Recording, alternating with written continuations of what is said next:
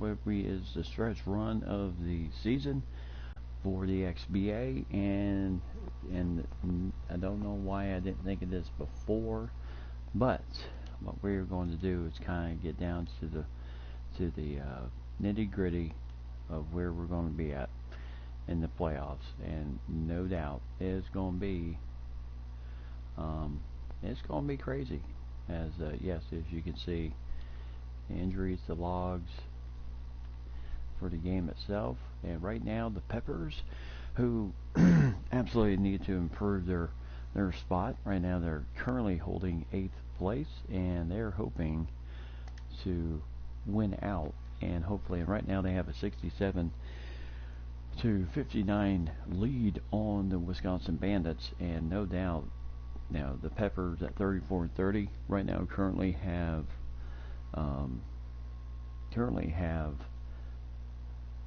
the 8th spot in the playoffs. Of course, the Neptunes and all them, but what we're going to be doing here tonight is we are going to do here is just simulate basically down to the last 2 minutes of the games and see just how everything kind of works out. Right now the Peppers have a 67 to 59 lead as that shot goes off. Davis, and there's a slam dunk by Nerlens Noel, 67-61. Then of course the Peppers still have to roll the clock out of this one. Chris Paul with the drive, back out, back over to DeLeon Wright, can't get the 3 to go here, and as right now, and there is 2 more points for the Bandits, as it is now 67-63. Nerlens Noel with 12 points in the game, both teams with 1 timeout and also substitutions coming in the game. Chris Paul is fouled by Nerlens Noel. That is 4 on Nerlens Noel with 1:19 left to go in the ball game. Chris Paul decided he needed to do what he needed to do here, drive the lane, get the foul, and get the free throw line where he cannot get the first one to go in. So he'll connect on the second one. So 68-63. And right now Bledsoe having to deal with Chris Paul. Chris Paul really giving him that tight defense. As, oh my goodness, Oubre Jr. with the rebound out to, no, back out to Chris Paul right now. 58 seconds. El Paso looking to wrap this thing up to Embiid, as it is down 70-63. Chris Paul leads the XBA in assists at 6.4. As Embiid can't get that one, but Nerlens Noel to clean it up, still down by 5 points. And now Harrison says, hey, give me the ball, as Josh Okogie will foul him. Both teams are in the bonus.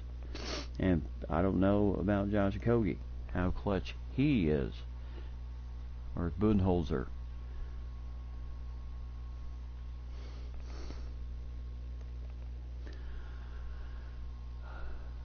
So clutch free throws right here. Quinn Snyder hoping that his guys can hang on here at the end.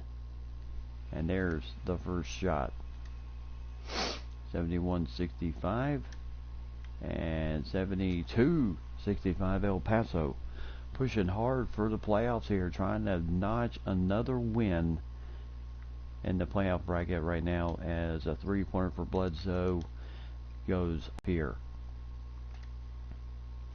So Chris Paul with the mismatch here. Josh Okogie back out to Harrison, inside to Embiid, and now Chris Paul over. He'll shoot this one, no good, but Oubre Jr. with the rebound. Out to Chris Paul, out to everyone else, and looks like Wisconsin is not even going to bother and trying to foul. El Paso hangs on and wins a very crucial game, 72-65, as they clinch another key win here towards the end of the season. As Joel Embiid, boy, what a game. He had 28 points, 10 rebounds, 2 blocks in the game. Parsons with 8, Wright with 8, Sterling Brown with 8, Shaquille Harrison 7.6 rebounds, Chris Paul 6 points, but 10 assists in the game tonight. Jabari Parker playing on that high left ankle sprain, only played 12 minutes. Scored 3 points, 2 rebounds tonight. And Oubre Jr. 2 points, 4 rebounds, but none bigger than that one near the end. And then Rua Hachimura with 2 points. Osman, Burks, and everyone else did not play. And then for the Bandits, it was Bledsoe with 14 points, Noel with 14, Davis with only 10 points, but 11 rebounds, 2 blocked shots in the game. Caruso with 7, Hunter with 5, Boye with 5, Okogie with 4, Harkless, Chris, Grayson Allen did play, but did not score a point in his 10 minutes of play. So the Peppers, I'll tell you, big time win there. As we kind of hunt down the rest of the week schedule here, what we're doing is just we're simulating everything towards the end of the season.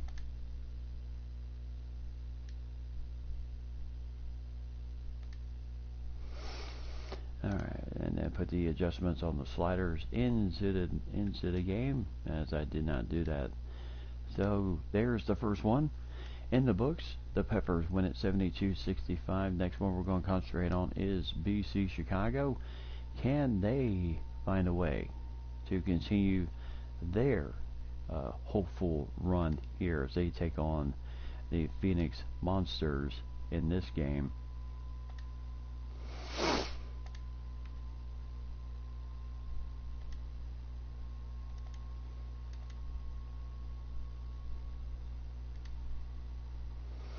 As you can see, it is tight. Close game. Ooh, Monsters ahead. And I mean, Chicago's got to do something now. It's a 4-point game. Hey, Ryan and Mike and Lady, how's everyone doing? As we are, I don't know why I didn't think of this before, but what tonight we're doing is simulating the game that the teams are looking to get in. Teams that are hopefully trying to get in the playoffs. So what we're going to do is we're going to simulate down to the last 2 minutes and see just how everything will happen here at the end. Alright, so Chicago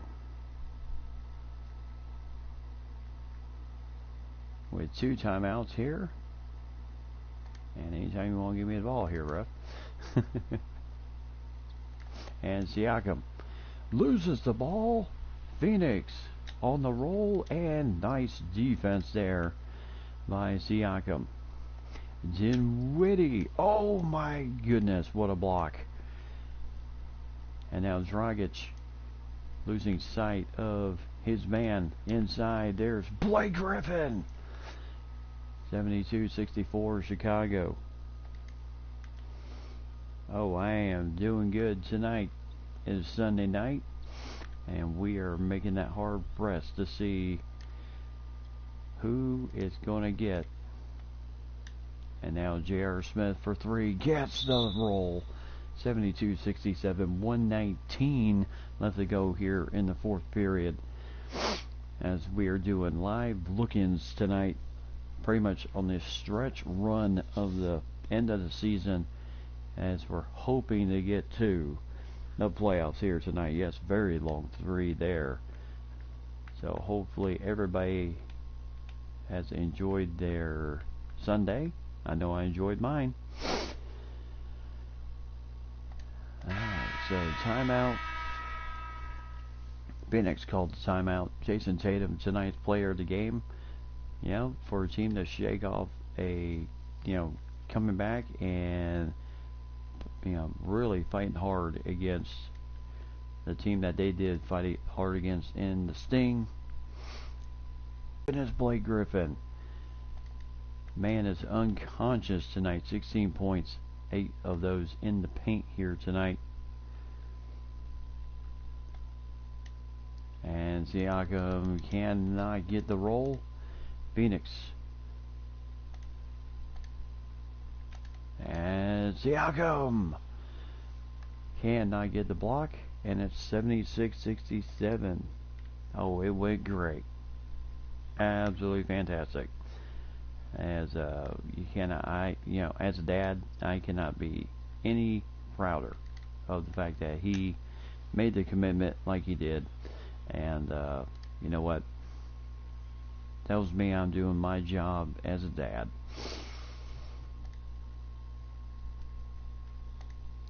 And Blake Griffin with the shot, no good there. Pushing it up to J.R. Smith, who's been pretty clutch with the threes. Can't get that one to go. And there's a quick foul by Porter, his second in the game. And Chicago, a team that really could not afford to, they couldn't really not afford too many errors down the stretch. But with this loss, this will drop them a game below 500, and I truly feel this will effectively end their season unless there's just some wacky miracle that some of the other teams in front of them, Atlanta, and nice three there, but Atlanta and like Atlanta, Baltimore, the only way they could even possibly look at the playoff spot right now is if those teams start faltering down the stretch and really open the door for them. But in order to do that, they're going to have to win the games they have to win. That's the important thing. So J.R. Smith, no good there. And Phoenix comes in tonight with the big, and I mean big win, 79-72 over BC Chicago. And what will their fate be at this point? We can only see Montrezl Harrell, 19 points, 10 rebounds, 2 blocks tonight. The lead the team. Siakam with 12 plus 9 rebounds, 2 blocks himself. Porter with 11, Dragic with 9, J.R. Smith with only 9 after really putting up an impressive number the night before with 19. And then Zhang with 5 points, 5 rebounds. Dinwiddie with only 4 plus 4 assists. Evans with only 3 on the evening. And just a tough night as Phoenix rebounds. Tatum with 21 points. Griffin with 18 points, 10 rebounds. Anderson with 11. Porter Jr. with 7. Trey Lyles with 6. Rozier with 5 points, 5 assists for him. Alicio with 4 points, 9 rebounds tonight. And Waters with 3, Knox with only 2. Frank Jackson only had 2. Fernando had 4 rebounds in the game. And like we said, Bamba did not play tonight. And no doubt they would like to get him back on the court soon. And hopefully getting ready for the next run. So Chicago, dropping a tough game there tonight as they dropped to 32-33. Definitely not what they needed at this point.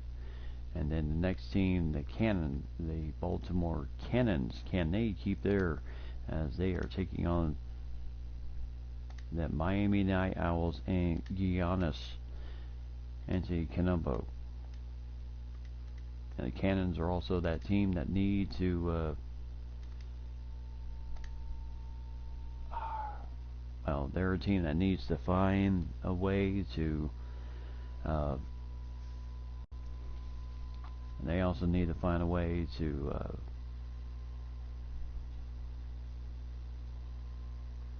continue their winning ways. Otherwise, they are going to fall out of the playoff hunt. Yep, not good for Chicago. It's correct. Now, as a game, as I said the night before, these are games down the stretch here that you got to win. And for Baltimore right now, same thing for them. They've got to win the tough games. And there's a shot by Ibaka, no good there. And on we go here to Jordan Clarkson for 2. But since we're so far ahead, not where we need to be. Let's go ahead and get down to the final 2 minutes here. And it looks like Miami is just putting on a clinic of Baltimore right now. So Anthony Canumbo, I tell you, it is going to be hard to find a team that is really going to upend. Find me a team that's going to have relative success against a team like Miami. I mean, the only team I would say that has remote chance, as that 3 goes no good for Russell Westbrook, 88-61. As no doubt the coach has pretty much seen enough. He's getting the bench material guys out there right now. As Baltimore absolutely handled in this game. As Canumbo, my goodness, Clarkson tried his best, but this was just too little too late for Baltimore. Timeout for the Cannons. And for Baltimore, they were hoping to go to 34-30 on this game tonight and maybe really make a threat towards that playoff spot, but I don't know at this point. So we'll see. Well, like I said, every game at this point for these teams really searching for that final playoff spot. Yep, Anthony Canumbo with 31 points tonight. He just lit it up tonight. And then Malik Threesley with 2 points there. I don't think it's going to make much of a difference in this game so far. As as you can see, Baltimore kind of just playing out the stretch here. Final 1 minute. And Malik Threesley going around the screen. Oh, kind of lost his man there. No good, but Jaleel Okafor loses the rebound to Kevon Looney. And another 14 seconds come off the clock. 3-pointer, no good. And Vanderbilt gets the rebound. So Derek Jones Jr. Malik Threesley for 3 gets the roll. So 90-66, 23 seconds left. And for the Cannons, we don't get too many runaways too much, but no doubt that the Miami Night Owls were just too good tonight. Too strong for the Cannons here tonight. As this game is officially DONE. So Miami rolls over Baltimore 90-66, and 16 points for Malik Threesley, as he had 3 3-pointers in the game and 16 points. Jaleel Okafor 13 points, 2 rebounds and a block. Turner with 9. Westbrook with only 8 points. Job done for the Cannons. Samalek had 6 points. Clarkson with only 5. Nick Young with 5. Derek Jones Jr. with 2. Most 4 rebounds. Holiday with 2. Poirier with 2 rebounds. Vanderbilt with 1 assist. Rand Clark and Ulis did not play in this game. And for the Night Owls, Andy Canumbo with 31 points, 3 block shots, and Kyle Lowry with 20, plus 7 assists. Terrence Jones with 11, Ben McLemore with 10, Dwight Howard 8 points, but 17 rebounds tonight, and 2 block shots for the Night Owls. Looney with 7 points, 4 rebounds, Berea with 3, Barnes with 4 rebounds, and Leaf, and of course he played 20 minutes with a pinched nerve in his neck. TJ Leaf, 2 rebounds, Blakeney, and everyone else played out, did not score. So the Night Owls continue their impressive run here towards as they just notch up win number 41 on the year. So I tell you, some of the teams that I was thinking might possibly give us a game here I mean, they gotta have these wins that really rip down the season the rest of the way here.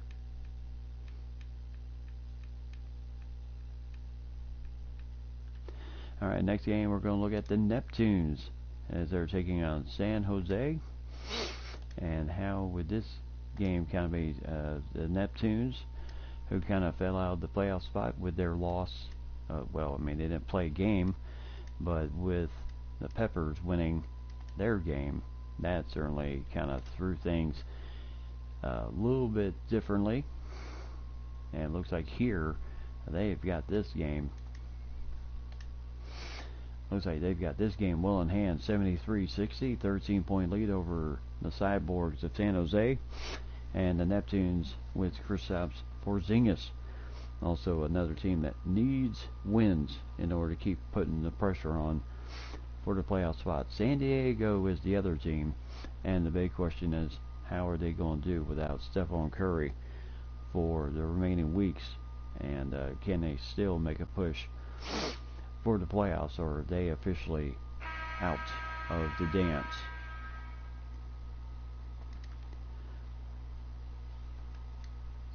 So as we get to the point here, Neptunes as almost a steal there.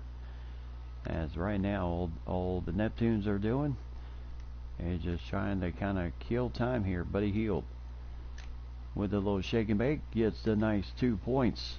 75-60 over the Cyborgs.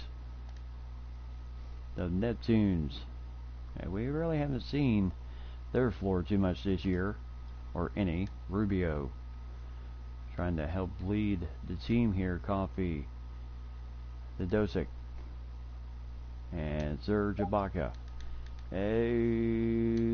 Cannot get the roll. As Porzingis playing center in this game. And Porzingis puts it in. 77-60. 36 points for Kristaps Porzingis tonight. 29 minutes of play. 36 points tonight. He is just absolutely on a roll right now.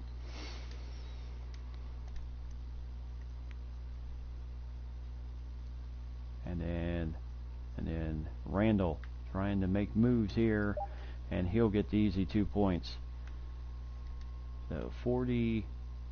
So Julius Randle with 20 points here tonight. And Buddy Hield getting open. Can't get the three-pointer to go. The Cyborgs driving it down the lane. Gets the foul as Dennis Smith Jr. his first foul as Julius Randle will go to the free throw line. And the first shot is off. And there's 1 for 2.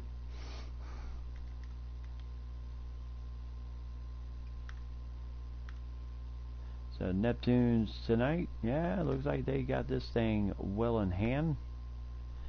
As Langford. So getting the screen. Langford inside to Theus. Theus can't finish it. As the Cyborgs down to the final 3 seconds. Yabusele with the slam. And that will officially do it. New Orleans wins a crucial game 77-65 over the Cyborgs of San Jose. Sold out.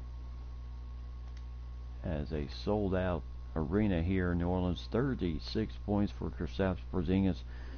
13 points, 12 of 20 shooting, 3 for 7 from 3-point range, and 9 of 11 from the free throw line. In the game, Dosic had 12 points in the game. Hield had 6. Steven Adams playing on left shin splints, 6 points, 6 rebounds, but 2 blocks in the game. Bembry with 4 points. Dennis Smith Jr. for Rubio with only 3 points, 3 rebounds, 4 assists, 2 steals. Theus with 3 points, 4 rebounds. Kurix had 3 points, 3 rebounds, and 2 block shots for the 6'9" kid out of Latavia. And then Langford with 3 rebounds, 2 steals, and no one else really scored any. For the sideboards, Randall, 21 points, 9 rebounds, and a block. Crowder with 10, and Baca with 8. Kenrich Williams with 6.6 rebounds tonight. You have Selly with 5 points, 4 rebounds. Coffey with 4. Alexander Walker with 4 plus 3 assists. Bruce Brown with 3 plus 6 rebounds. Gobert with 2 points, 7 rebounds tonight. Shot horribly at 1 for 7, but he also did add 2 blocks in the game. Jacob Evans with 2 points, 2 rebounds in the game. And that's pretty much how the game went for the Neptunes tonight. Yep, the Nep were too strong in this one for the Cyborgs, or another one of those teams that were just playing for pride.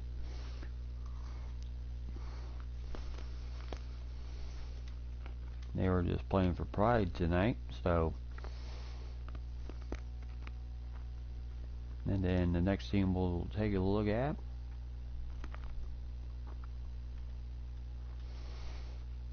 our lovely Founders, as they are 32-31. Now they're taking on the Vancouver Vortex.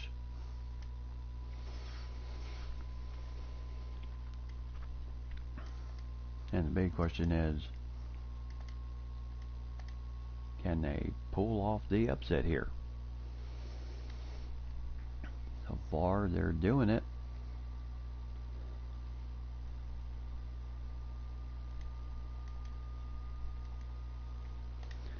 And now they're down by 3, 71-68, the Founders, with 1:53 left to go in this ball game from the Black Hole Arena in Vancouver. I don't know why it is just a catchy name to me.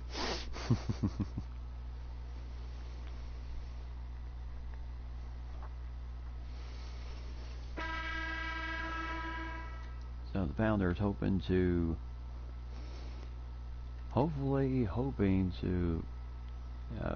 complete the comeback here. Now, they did come back against the Jacks, but Lonzo Ball with the foul and Kawhi Leonard. And there's the 3-point play, 74-68. So here goes. So right now, tough break there. And now comes the break in the corner for 3. My goodness. Kawhi Leonard, 77-68.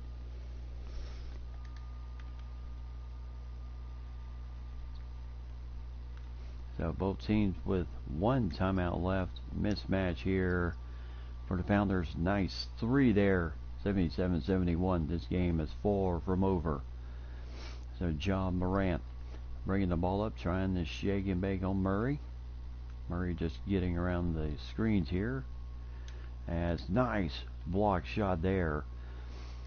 And now they are off and running inside, and that's 2 more points for Gallinari. 77-73.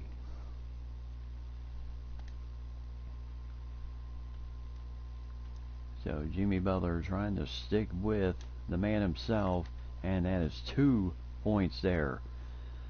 So 22, Gallinari with 13. So Jimmy Butler puts that one in. 79-75. Butler with 13 in the game, so he's tied with Gallinari for leading with the as that is too easy.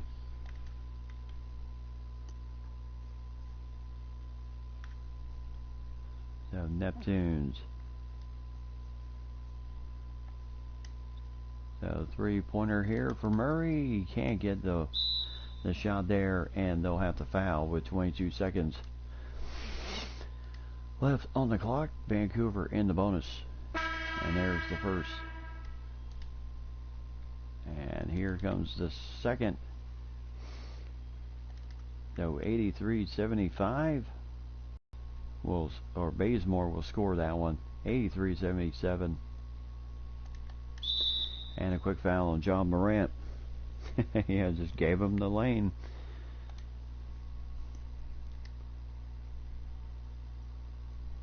And, okay, could that possibly open the door here?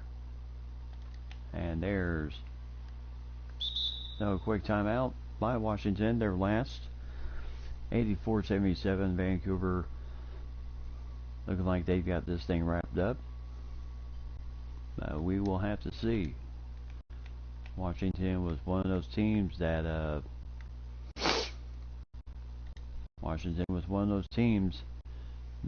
also needed to extend their season.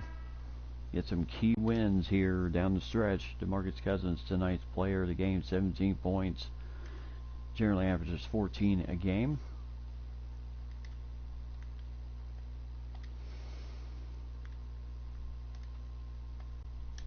So Turner for three. Can't get the roll.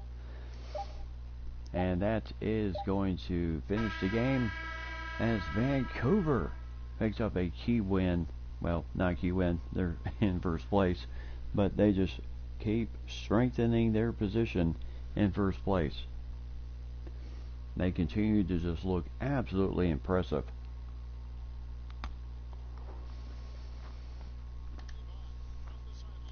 And for Washington, I just don't know at this point. Leonard with 24 points, Morant with 18, Cousins with 17, Harris with 13, Elfrid Payton with 8, Zubac and Ilyasova with 2. Everyone else did not score any in the game. Butler with 13, Gallinari with 13. Jimmy Butler generally averages 12. Johnson with 11. Murray with 9. Lonzo Ball with 7. Plumlee with 7.7 rebounds. Miles Bridges 6 points. Quinn with 5. Bazemore with 4. Turner with 2.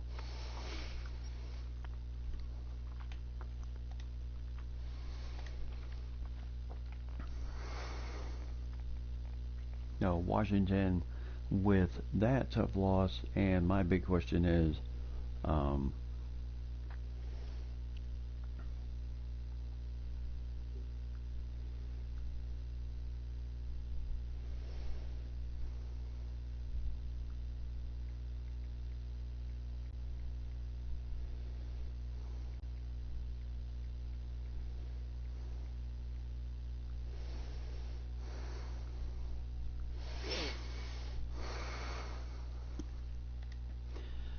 all right, so let's see. The Peppers won tonight, 72-65, and then BC Chicago lost their game, and then Baltimore lost their game, and then the Neptunes won theirs, and then of course Vancouver puts the Founders at 32-32, and now we're going to look at San Diego, the Waves.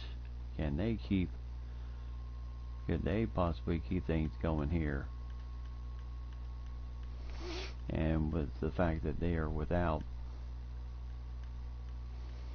and Cyclones playing Kansas City, the big question is, can they keep their season alive here without Steph Curry?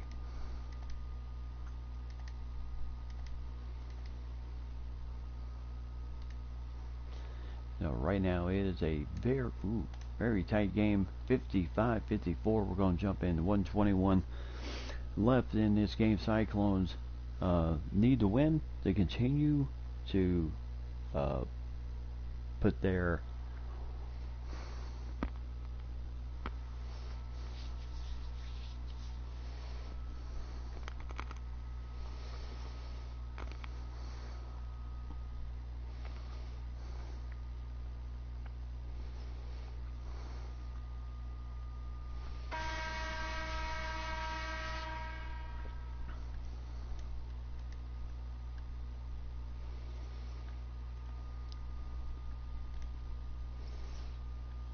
So Carroll, and there's a tough foul. Bobo picks up his third foul. 55-54, Sean Livingston driving the lane against Bobo. And there's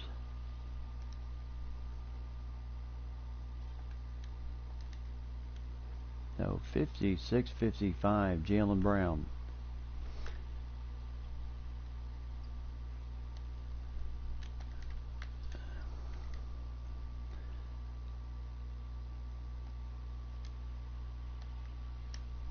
So Jaylen Brown, oh, nice rebound. Oh, as he was trying to pass it to another man, and he just, ooh, tough rebound there.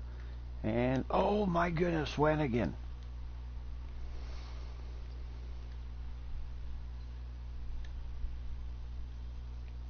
My goodness, tough. And Henson with the rebound. So Shake Milton, San Diego's going to call their last timeout here. Down by 1 to Kansas City. Kansas City still has all 3 of their timeouts in this game. And yes, they're going to bring in Bobo for that center in the middle. Of course, Henson could possibly hit threes, but they still want Bobo. Well, Bobo can actually do pretty well with 3-pointers. The son of Manute Bol. And then Aaron Gordon. So, yes, sold out arena here tonight. Here at Waves Arena. Here, Nikola Jokic with 13 points tonight.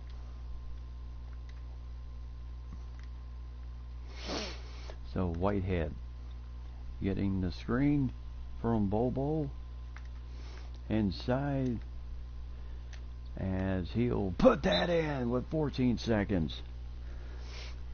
So the son of Manute Bol puts San Diego ahead 57-56. Now all they need to do is really lock up the defense.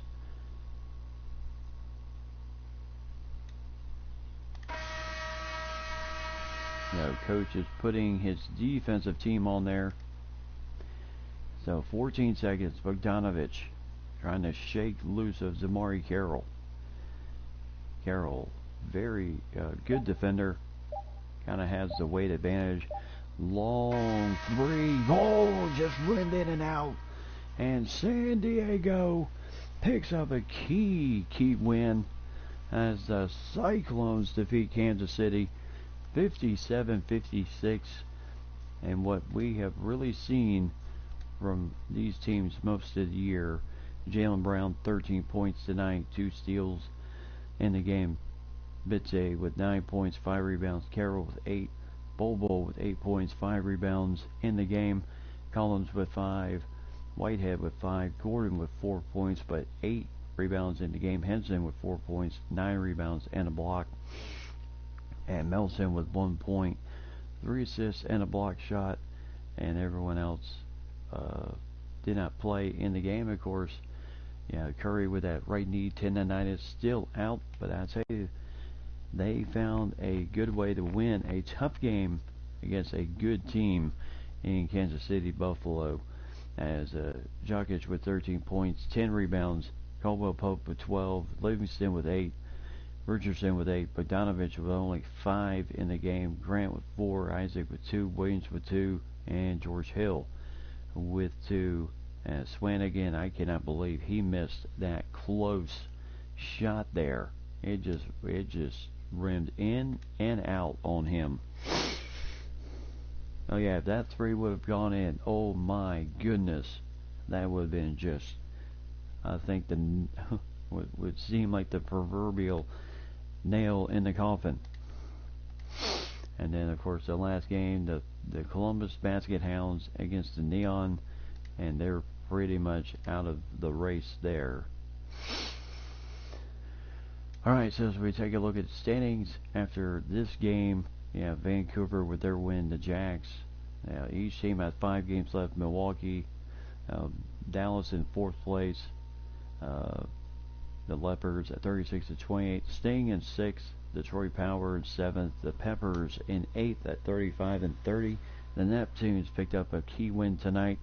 Go to 34-30. The Cyclones at 34-31. This is really the race we are really looking at right here in the West. Now the Power, if they can clinch games down the stretch, then they'll be in good way too. But this is the big race right now, with the Peppers a game lead over the Neptunes, and also a game lead over the Cyclones in that division. And then in the Eastern, Miami, Kansas City, and Montreal pretty much have clinched the first 3 seeds in the playoffs. Everything else is still up for grabs. And here's Atlanta, 34-31. The Baltimore Cannons with that tough loss to Miami, 33-31, and the Founders at 32-33. And I can probably say that BC Chicago is officially eliminated from the playoff hunt, because unless there's just a lot of just teams that absolutely are terrible, I just don't see how BC Chicago can make up the difference in the next 5 games to see if they can sneak in that 8th spot. So as we take a look at the next evenings of games, Atlanta and Detroit, those 2 teams looking to really clinch their way in right now, trying to hopefully boast their and just a little bit Atlanta Olympians.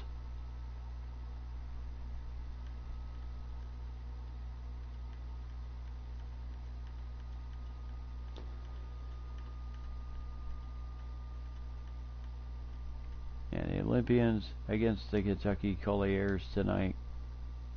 The Olympians and Colliers. Olympians, as I said before, on the road for a good bit of this run, and then Power in the tempo later on. And then, of course, as we will see, how close is this race going to be? Right now, Atlanta has a little bit of lead here. And then as we're into the... Alright, so 83-70. Atlanta looking to hopefully improve their spot in the playoffs.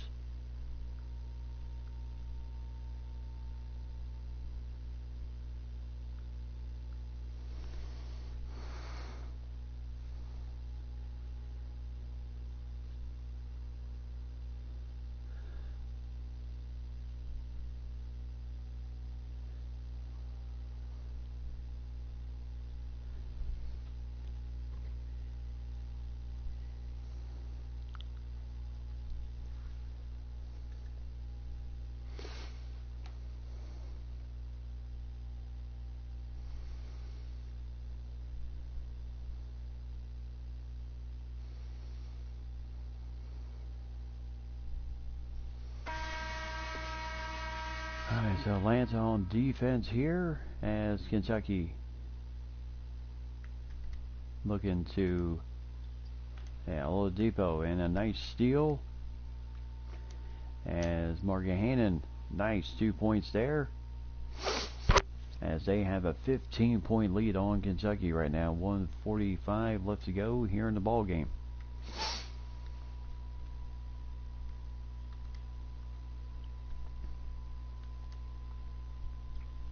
And then 3-pointer, no good, but good. Oh my, can't get that shot to go in with the block shot. And of course, Collins really trying to force things right now. Diallo, as that is tipped away, as they were trying to go for the alley-oop.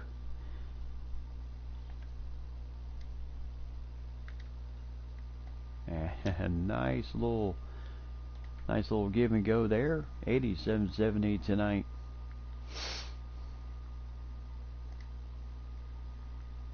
As Kentucky kind of just went a little stone dry here towards the end. Had some turnovers they shouldn't have. There's another one.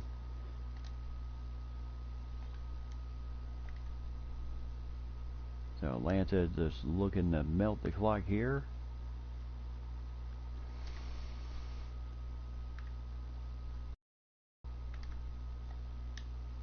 And then Green for 3. Nails that one. And that makes it a 20-point lead. Yes, easy peasy.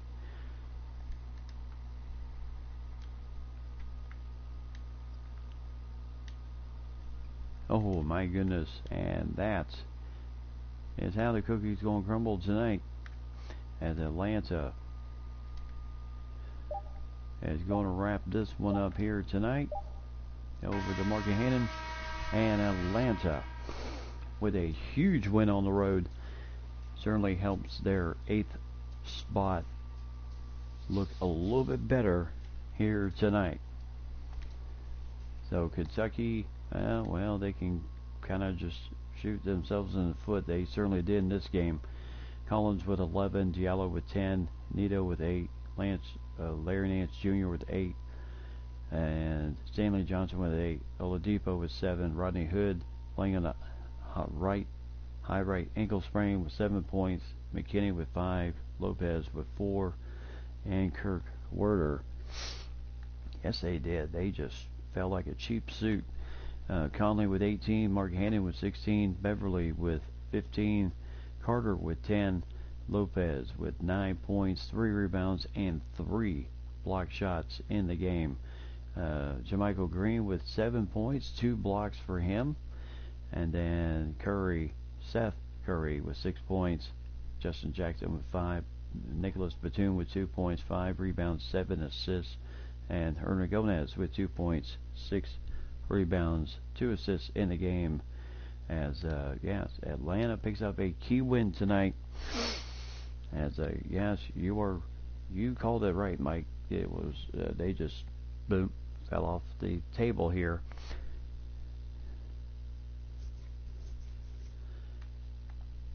They just absolutely fell off the table here. So the Power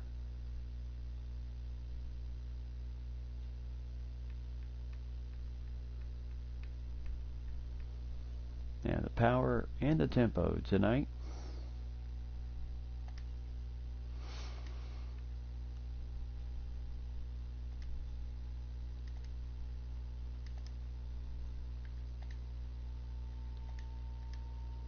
And looks like the Power not helping their. Looks like the Detroit Power. Yeah, kudos to Atlanta. And now the Detroit Power. Looks like are they possibly playoff worthy? But right now,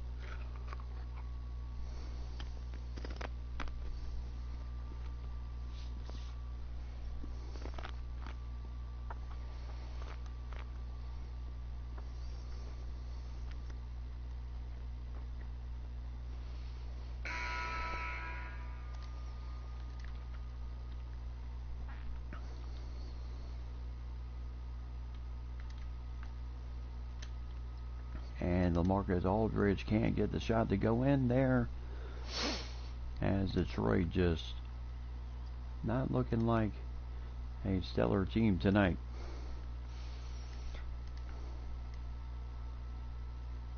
They actually look like a much better stellar team the night before, but 74-49.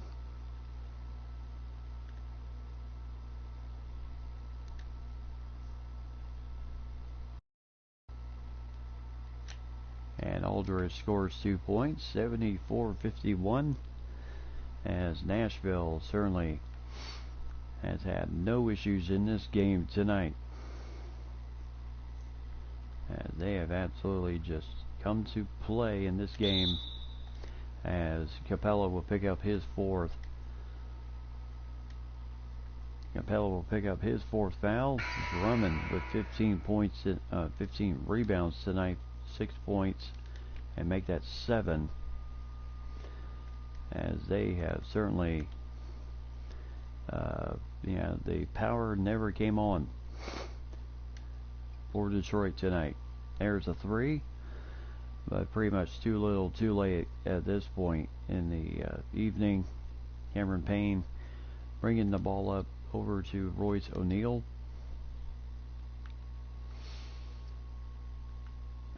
And then quick shot, no good. Good rebound for Allen. Allen for three again, no good there. Well, he figured he hit the first one, why not go for another one?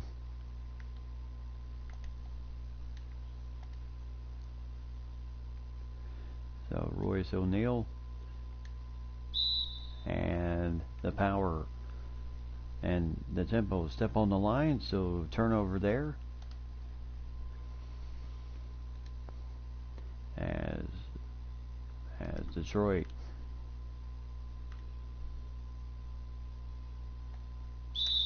and there's a foul by Drummond, his fourth foul of the game. As you can see, Detroit not giving up in this game.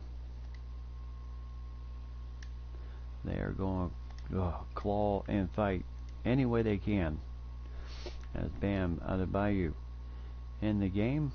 And now double team in the corner. Drummond, yeah, he's really not going to.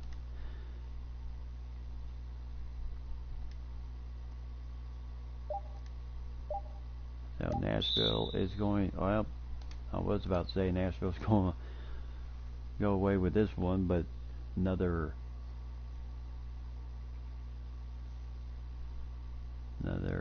points here. And bang it. And Detroit's going to call a timeout with 1 second. See if they can do pretty much something to kind of say, you know what, this may have been our worst game, but we're still going to go down fighting here tonight.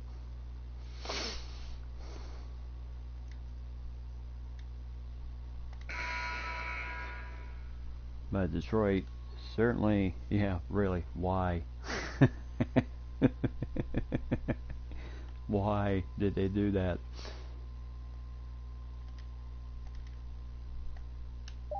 So Allen for three, nails the three, and the game ends at a 20-point deficit for the Power. But not their best night tonight. 78-58, Nashville rolls with no issues, as their season pretty much is over. So they're just playing spoiler right now. So Porter's with 19, Bagley with 17, Rivers with 11, Harris LeVert with 11, Daniels with 7, Drummond with 6 points, 15 rebounds, 2 blocks, McDermott with 2, Royce O'Neal with 2, Keldon Johnson with 2, Rodich with 1, and T.J. McConnell didn't score any points, but he did dish out 5 assists in this game. Payne and Justin James finished up the rest of the game for the Power. Rondé Hollis Jefferson with 14, Garland with 8, Brokoff with 8, Capella with 8 points, 7 rebounds, 2 blocks, Kadeem Allen with 7 in the game, including 2 threes, Zaire Smith with 6, and Marcus Aldridge only 4 points tonight, 7 rebounds for him, and Ojali with 3 points, as everyone else just kind of hit the flat end of, really hit the flattest end of what I would call a very flat basketball tonight.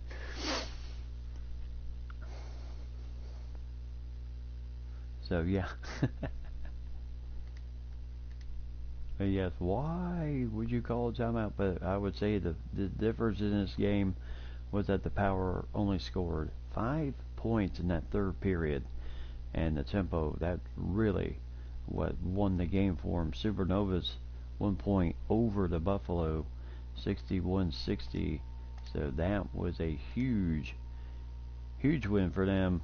And then as we still continue to look at standings, down to 5 games for some teams: the Vortex, the Jacks, the Bandits, the Barons, the Leopards, the Sting. The Peppers still now improved their spot to 7th place with that win. With their win, the Detroit Power down to 4 games, and they are now in 8th place. Now the big question is, will Detroit be able to hang on to it, or is New Orleans or San Diego going to come up and bite them. And Nashville wins their 31st game of the season, going to 34-31. So not too bad for Nashville, kind of throwing the wrench in the coffin there. And for Atlanta, 35-31. Baltimore 33-31. With that loss and that win, actually gives Baltimore a 2-game lead over Atlanta right now in the 8th spot. Washington and BC Chicago, I don't know at this point. It is just too close to call at this point. So we have the Founders and Neptunes. We'll check out that action as the Vortex and Montreal Gothics going head to head there. BC against the Columbus Basket Hounds. Can they somehow right the ship for them? The Bruisers against the Leopards. The Cannons on the road against San Jose. And Cyclones hoping to continue their good streak tonight against LeBron James and the Dragons. And so, let's see, the Founders. So, back to the Founders once again as they are taking on the New Orleans Neptunes. And of course, every game so close. Every game just, it seems like everything just kind of, it's coming down to the crunch time. How important is this to anybody? And right now, as you can see, Washington coming out at exactly too many variables in that 8th spot. Absolutely too close to call at this point. I mean, the only thing I could say is possibly BC could pull off a miracle somehow. But I just don't know at this point.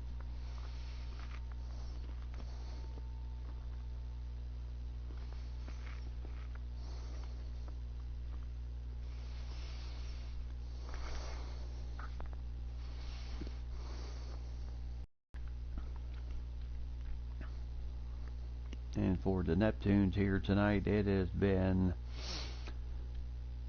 as Rubio trying to drive it in. Steven Adams. Rubio for 3. Can't get it. Good boxing out for Gallinari, dealing with Kristaps Porzingis tonight.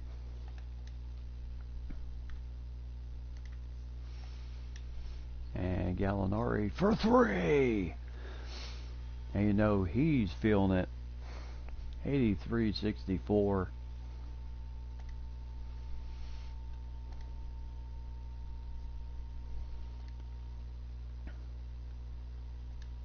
And then Adams, there's a foul on John Lure. So that'll send Adams to the line. Boy, he is playing tough. High ankle sprain, and he is still giving it everything he can for the Neptunes tonight. 8 blocks, 7 steals tonight for the Founders. No doubt that has been the major difference in this game tonight against the Neptunes. Neptunes, no doubt, a tough loss here tonight. Another 3-pointer for Tyler Johnson, 86-65, and the Neptunes, as Ian Mahaney in the game now.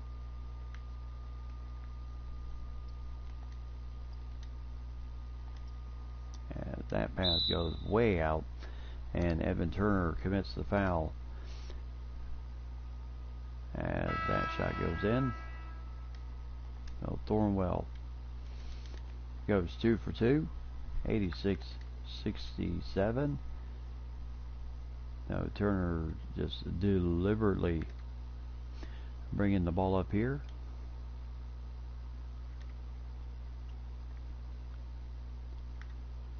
So John Lure. So Turner for 3 gets that one to go. And the guys on the bench are just loving it as Washington, the Founders, find a way to win a very good game tonight. as the shot goes off, and that's the game. Washington defeats the Neptune 89-67. No doubt the Founders put up a crucial win tonight. They needed it. Gallinari 25 points tonight. Butler with 15. Tyler Johnson with 11. Bridges with 8. Kyler Quinn with 8. Murray with 7 points, 3 assists. Lonzo Ball with only 4 points, but 10 assists tonight. Plumlee with 4 points. Turner with 3. Bazemore with 2. Mahaney with 2. And everyone else pretty much played it out the rest of the way. Porzingis led the team with 20 and 9 rebounds. Hield with 12. Adams with 11 points, 8 rebounds tonight. Vidosic had 5 points, 7 assists. Rubio with 5 points, 3 assists. Dennis Smith Jr. 4 points. Diaz with 4. Bembry with 2. Langford Thornwell with 2. And everyone else pretty much finished up. So Washington finds a way to get a crucial win tonight. So that is a crucial win for them. So they go to 33-32, and the Neptunes drops to 34-31 right now. So BC against Columbus.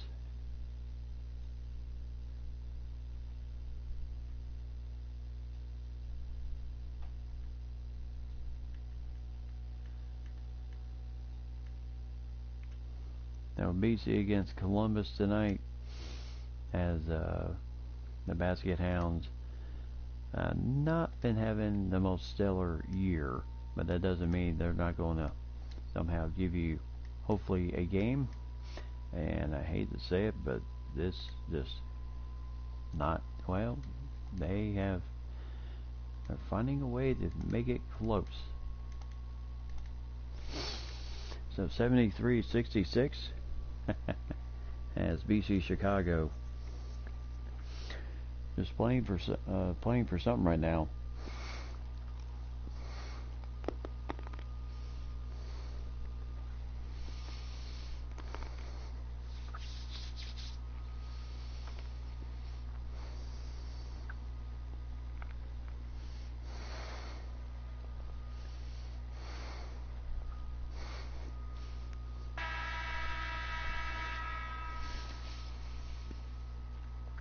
So Kemba Walker at the free throw line for the Basket Hounds.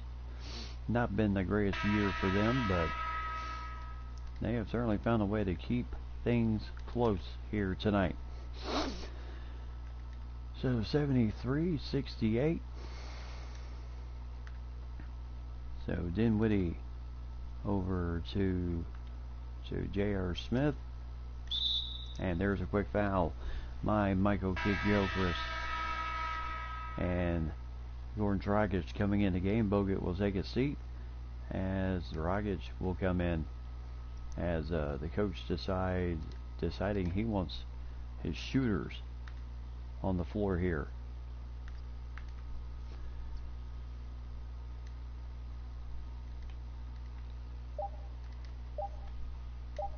So J.R. Smith with a 3. So 76-68.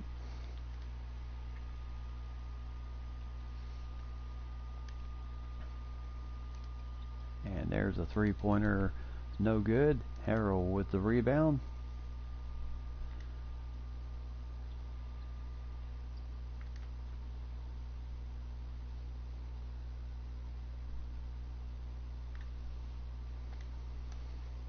And Dragic cutting to the basket. 2 points there. 10-point lead. 22 points for Goran Dragic tonight. As maybe that was not too bad of a strategy here tonight. There's 2 points for Kemba Walker. And back to an 8-point game. 21 points for Kemba Walker tonight.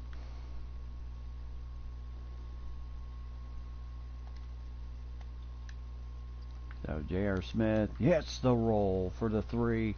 81-70.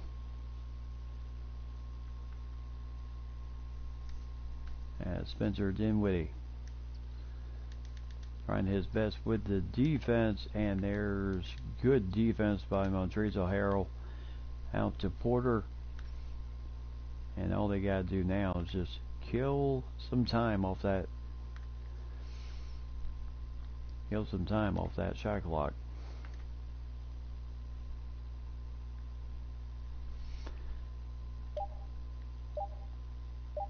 As Dragic, can't get the roll, but that will effectively end the game. Chicago, BC, Chicago.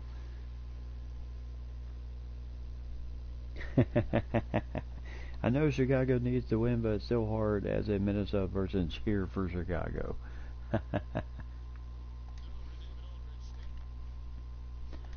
So 81-70, Dragic with 22 points tonight, as he certainly had a great game. J.R. Smith with 13, including 2 massive three-pointers down the stretch to win the game. Dinwiddie with 12, Porter and Harrell with 10 points. Harrell, what a game he had. 10 points, 12 rebounds tonight.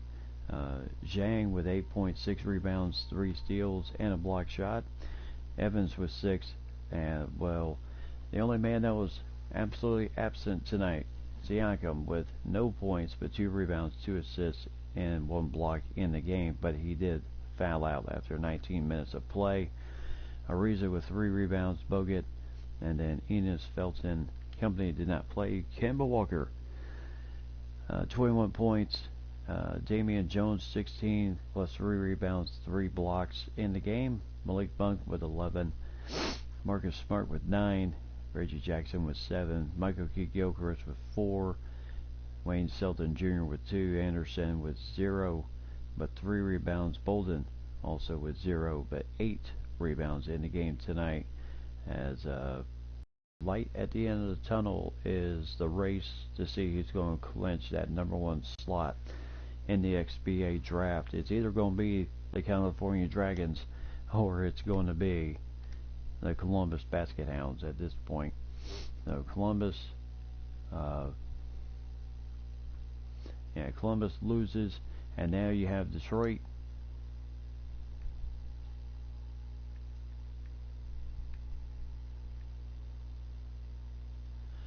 Now you have Detroit, who just struggled the night before in their game, just getting absolutely hammered by Nashville, and they're taking on the Peppers here. And so far, they're showing us something here. They're showing us that maybe they're not an absolute joke.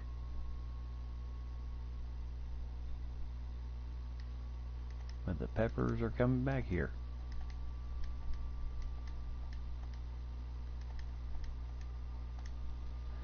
So 74-64 the Peppers, and right now with Detroit losing that one game and then them dropping to the 8th spot in the playoffs, maybe tonight was motivation enough for Detroit to come out and play a little bit more inspired. And the Peppers struggled in that second period, only scored 9 points while Detroit was off and running.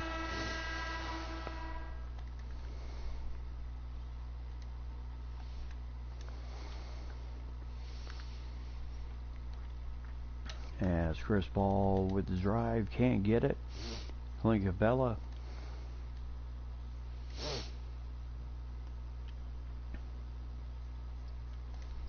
And there's a nice tip.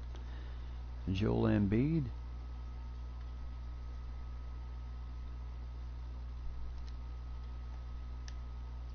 As Wright can't get the shot to go in. So right now Detroit just kind of slowing things down just a little bit. Rodney Hollis-Jefferson as Oubre Jr. up on him. Garland, no good there.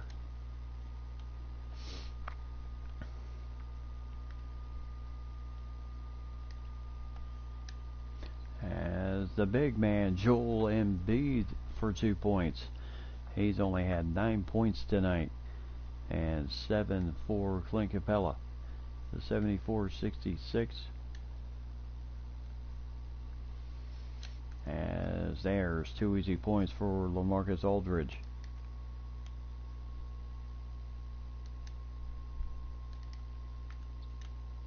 As there's a quick shot, no good there. As the Peppers quickly switch.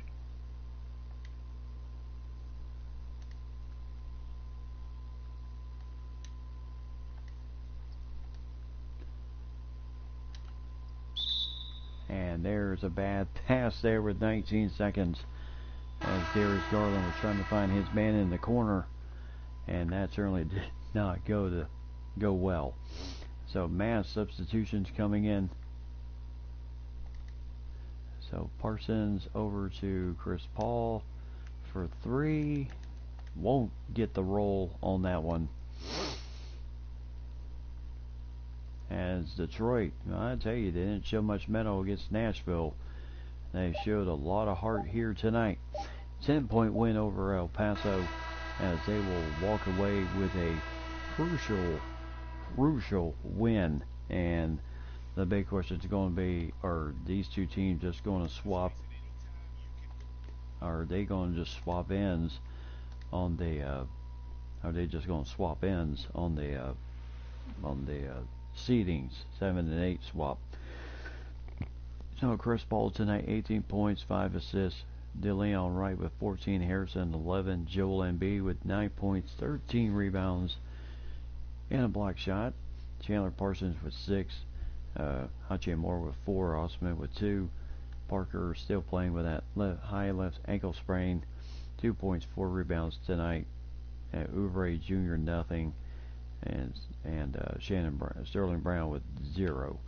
LaMarcus Aldridge 17 points comes off that horrible game against Nashville, where he only had 4 points, and then Garland with 12, Zaire Smith with 10, Bam Adebayo with 10 points, 7 rebounds, 2 blocks in the game. Nazir Little with 9, Capella with 7 plus 13 rebounds, Rokov with 5, Ojeli with 4, Hollis Jefferson with 2. And that's pretty much how the game ended. So, kind of wanted the Peppers to win. Oh man, Chicago, Detroit. Yes, I can understand why you wouldn't want Detroit and Chicago to win. I can understand it very well. As we head down to the Cannons, as they will take on the Cannons against the Cyborgs.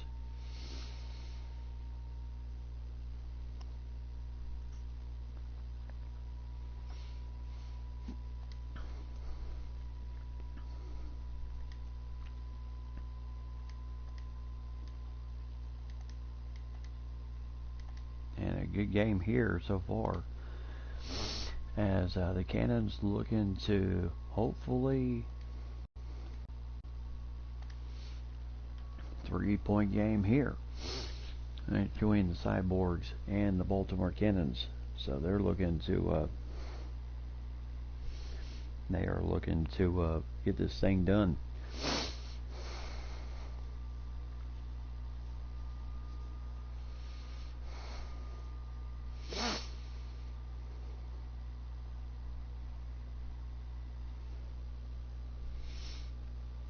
Oh yeah, really close game here. Baltimore hoping to hopefully wrap this thing up. So San Jose, as they are wearing their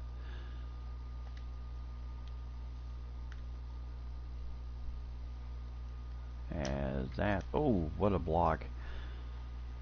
And now here we go. So Coffee has tough defense for Jahlil Okafor.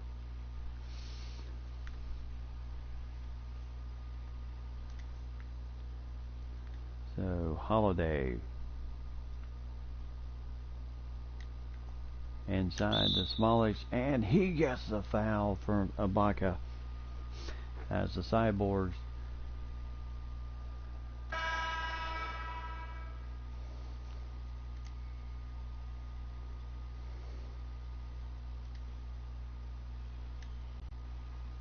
Oh, that rims out. And that is 2 easy points. So 67-64. As Holiday here looking to hopefully. And there's a 3. And that is a huge 3 there for Buddy Hield. Or is that, oh no, Malik Threesley. So 70-64. That was crucial.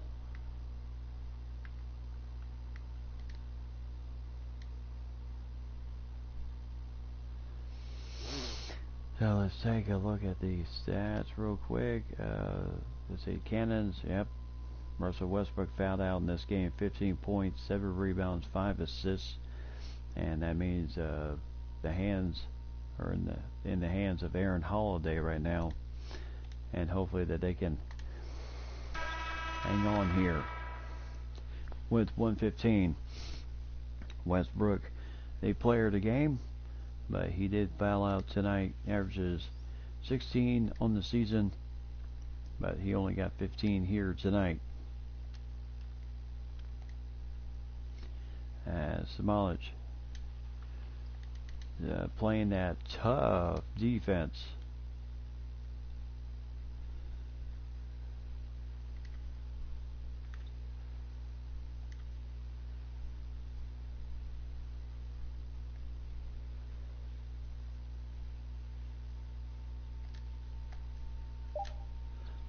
Smolic, can't get the finisher there. Now 38 seconds. They are really slowing things down here. 3-pointer. Oh, that's in the net. 70-67. As we are down to the last 27 seconds of the game. Shot no good. Rebound, Ibaka. And there's a 3. My goodness! And Baltimore calls a timeout as San Jose, the Cyborgs, hit back-to-back 3s in this game to tie the game up, and just not the greatest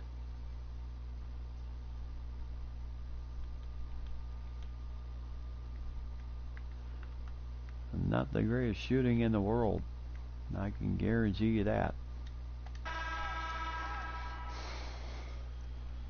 Yep.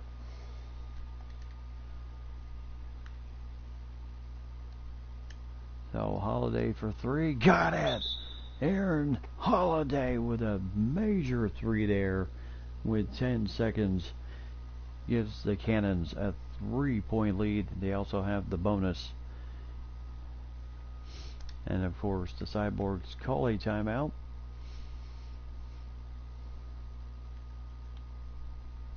And just in case they're going to have their they are going to have their free throw team on the floor here.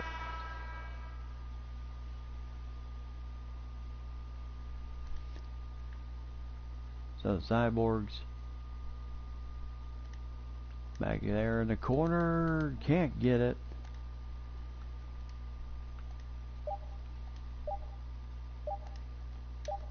And Crowder, no good.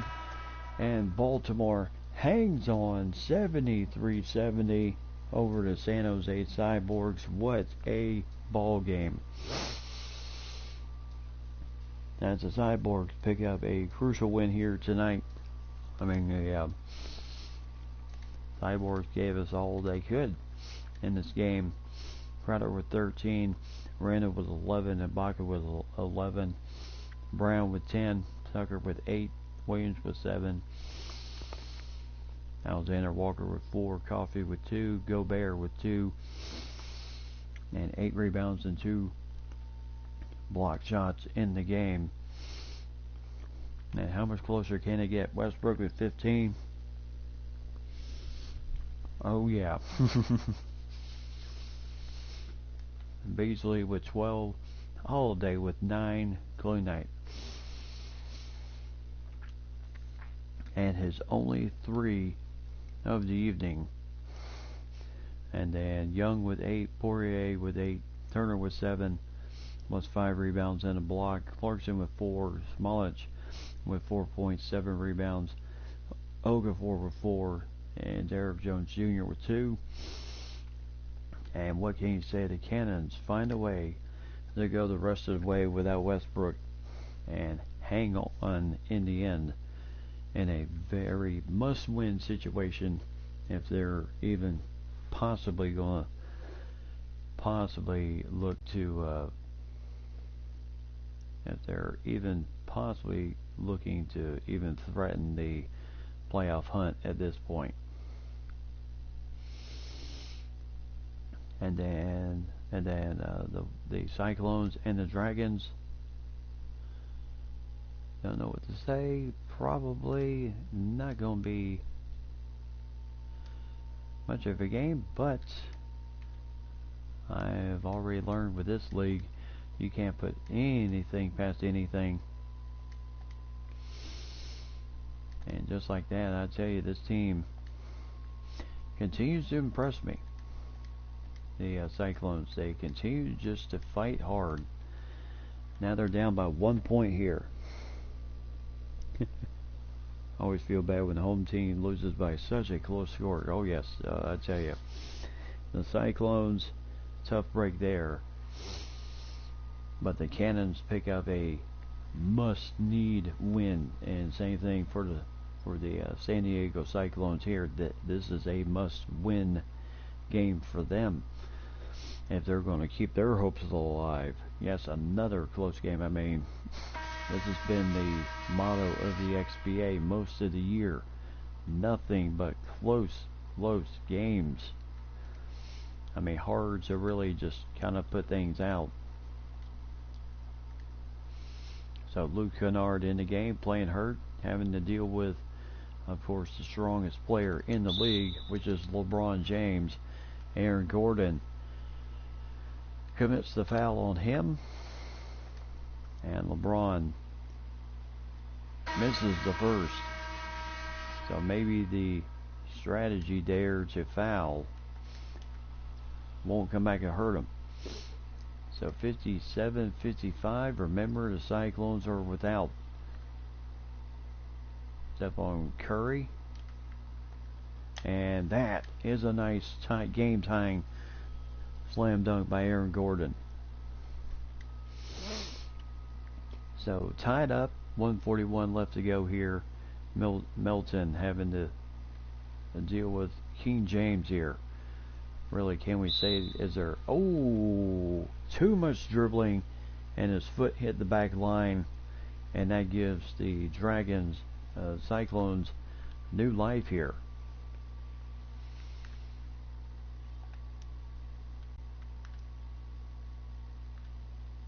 So this is where they are going to try and be absolutely patient here, and there's a foul. Oh, good finish as Bertans picks up the foul, his second of the game, but nice just little handoff there. Kennard giving it all he can down here to stretch. Oh yes. And a chance for a 3-point play here.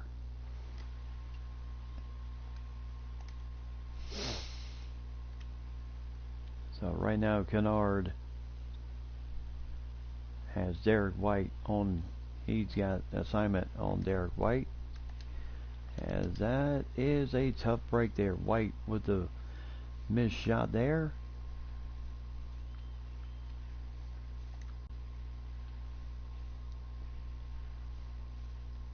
So Gordon trying to, and he can't get the finish against LeBron James. So still a 3-point ball game here. Could have just ended it there. As White, oh my goodness, 2 back-to-back shot attempts for White, and there is 2 points. The Dragons call a timeout as Melton scores those 2 points there. 62-57, 26 seconds left to go in the ball game, and Bowl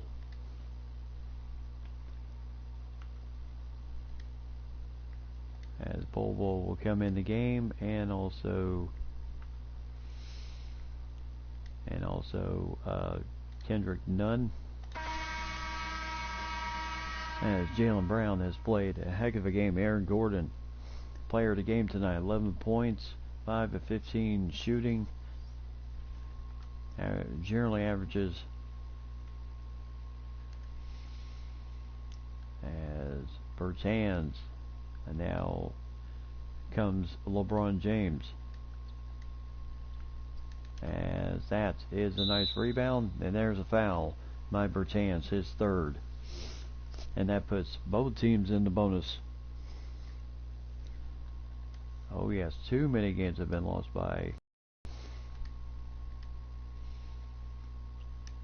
and 1 for 2. So possible 3, nope. And that is a heck of a shot there, Bowl. And he's just going to hold it. San Diego picks up another crucial win. The Dragons' misery of the season continues, as both them and the Columbus Basket Hounds are now just basically fighting to see who's going to get number 1 pick in the XBA draft.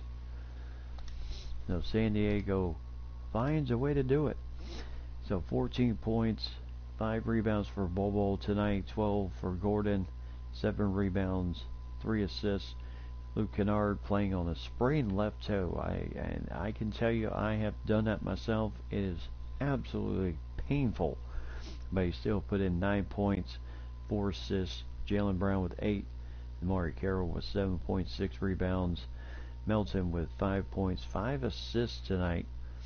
And then Henson with 4.7 rebounds and 1 block shot. And then Bitsy with 4 points. Collins with 6 rebounds in the game. And then Whitehead none. Kansar and Awandu did not play tonight. Barrett with 18. LeBron James with 18. White with 5 points, but missed the last 2 shots he tried, as he shot 2 for 10 in this game, and also had 2 assists in the game. Bertans with only 4, Scott with 3, Bullock with 3, Hayes with 2, Mealy with 2, Galloway with 2, and as I said before, the misery just absolutely continues for the California Dragons. Not only did they lose one of their major scorers for the year, but it's just not been a very good year for them in general. Sorry. So as we head now to the stretch run, as we take a look at that end of the day's games, take a look at the standings once again. We're down to 4, and some teams 5 games left. Vortex still securing Milwaukee, clinched the third seed in the Western playoffs. Dallas now looking to hopefully rack up the 4th spot. The Leopards in 5th, the Tampa Bay Sting in 6th. Yep, Detroit and El Paso did swap, but now with San Diego winning, that puts El Paso now in the hopeful driver's seat. So who knows how this is really going to come out. This is just too crazy of a situation. Now you got, Detroit with their big win over El Paso, and San Diego with their win now sneaks into the 8th spot. Now the Peppers have to hope that there's some slip-ups somewhere, and then the Neptunes still continuing to hopefully fight, for that spot in the West Division. And in the East, Baltimore with their big win, 34-31. Atlanta 35-31. So I would affectionately say the race is really down to Atlanta and Baltimore at this point, with Washington, yes, 33-32. BC Chicago 33-33. But can we honestly say that Washington and BC could possibly sneak into the 8th spot? Because at this point, with 5 games and 4 games left on the schedule, I just don't see it happening. And I already called it on BC Chicago. And yeah, it's too tight to call for Washington right now to see if they are affectionately done for the season. So we'll see how the rest of the schedule goes. Nothing really much here, except just padding your stats type games for Kansas City, Kentucky, and Dallas. Well, Dallas taking on the jump. So we'll kind of breeze through that one. And I don't think there's really too much change in that end. Dallas did win, so that definitely hurts there. And Kansas City did clinch theirs. And the jump still hanging on to 7th place in the standings on the other end. So it is still anybody's ball game at this point. So as we take a look at the next run of games, San Diego against Boston, that hopefully should be a good win. Baltimore taking on the Philadelphia Bruisers, and then the Peppers against the Phoenix Monsters. Last chance for the Peppers here. It's getting mighty close. The Jags in Tampa Bay there, and Detroit kind of fighting hard to jump, and the Founders. So we'll take a look at that. And then BC Chicago taking on Montreal does not look promising for them, with Montreal absolutely just rolling over people. But like I said, I already called it with Chicago, so we're not going to worry too much about them. So we're going to look at we're going to take a look at Cyclones and the Pilgrims here tonight. As you can see, just nip and tuck game. Absolutely close. Now looks like, well, right when I think that some teams are just kind of getting on that run to clinch things out, and all of a sudden you just kind of get bit. So 73-69. San Diego hoping to really continue to impress and finish the season out strong.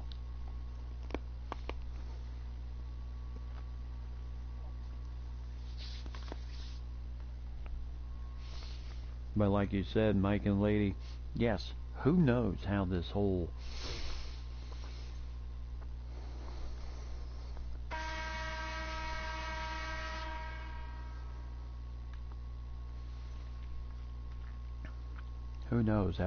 situation is going to go. So Boston, as they'll miss that shot. Kennard with the rebound, and no doubt he is off of the effects of that sprained left toe. Kennard for 3, gets the 3. Boston calls a timeout. 76-69.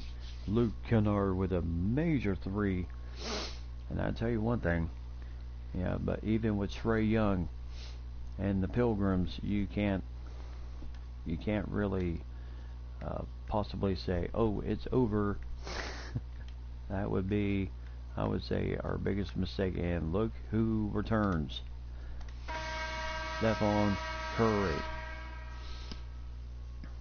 to the game. And 26 points in his return off the DL. And I tell you, he has to feel, yeah, he's still feeling it just a little bit. But you know he's going to feel proud tonight that his guys have fought so hard. There's a slam by Gasol, 76-71. But you know Curry's still feeling it just a little bit, but 26 points in. He knows that his guys needed him tonight. And he has certainly, kind of butchered that screen just a little bit. Inside to Gordon, and he got stripped of the ball. And then the ball went off his leg, so Boston's ball with 122 left in the game. Boston, yeah, their season's pretty much shot, but they are certainly putting up. They are certainly giving this game a go here. Trae Young for three, no good there.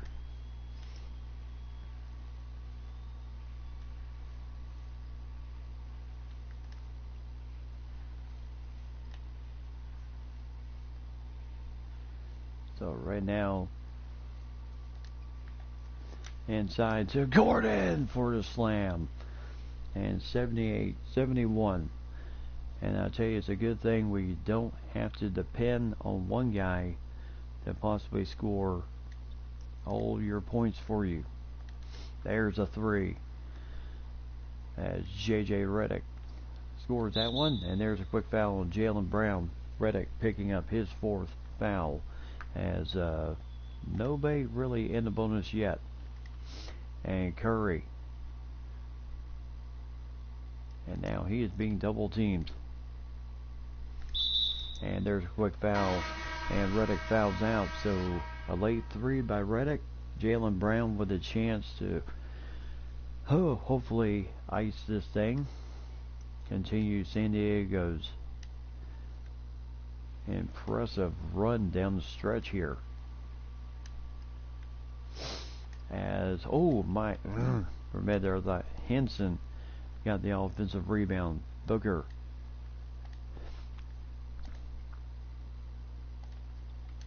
And there's a three by Kyle Korver, no good.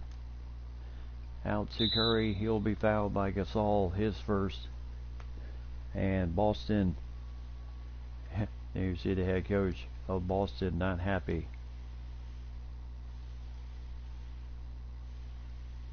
And his fans chanting MVP for Stephon Curry. As two crucial points there, 28 points for Stephon Curry, 81-74, 18 seconds left in the game. And no doubt, yes, the coach would love to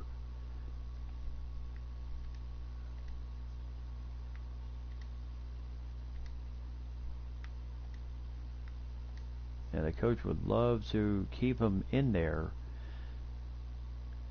at this point, but he is not going to take a chance and make the injury any worse. So 28 points for Stephon Curry in his return. And Gasol for three. Can't get it. Kennard with the rebound. And no doubt that is going to do it here tonight as San Diego's winning streak continues. Big win for the Cyclones tonight. And for the Pilgrims, just kind of keep playing the schedule out tonight. Curry with 28 points with that right knee tendonitis, 6 rebounds, 2 steals, 4 assists, 4 3-pointers in the game. Jaylen Brown with 11, Kennard with 11, Gordon with 10 points, 8 rebounds, and a block shot. Carroll with 7, Collins with 5 points, 5 rebounds, and a block. Bobo with 5 points, 5 rebounds, and a block. Henson with 2 points, 7 rebounds tonight. Melton with 2. Bitsy with 2 rebounds. Whitehead and everyone else did not play. And for the Pilgrims, Trae Young 21 points. Booker with 18. Korver with 8. Redick with 8 before he fouled out. As Baleka with 6. Gasol with 6 points, 5 assists, 7 rebounds, and 2 block shots for the veteran. And then Carmelo Anthony, 4 points, 5 rebounds tonight. And Nazaron Reed with 4 rebounds and a block shot tonight. So, what can you say? San Diego continues to impress everybody with their winning streak. And what can you say? I mean, I would say it's been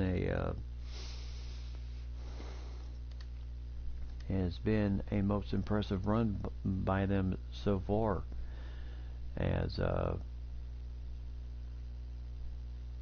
Neptunes lost tonight to the Fly Guys 85-81. So the Cannons will be coming up as they will be taking on the Bruisers, and the Cannons hoping that they can continue their winning ways, put the pressure on their opponent, but it doesn't look like, well, might have a chance here, but the Bruisers look like they are just kind of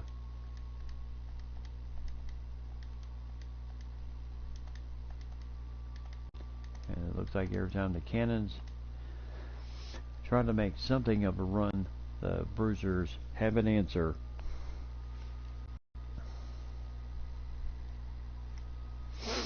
And with the Neptunes losing that game against their opponent tonight, that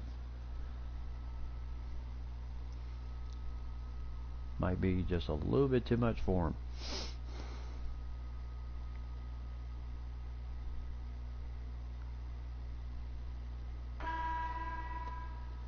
So Westbrook in the game.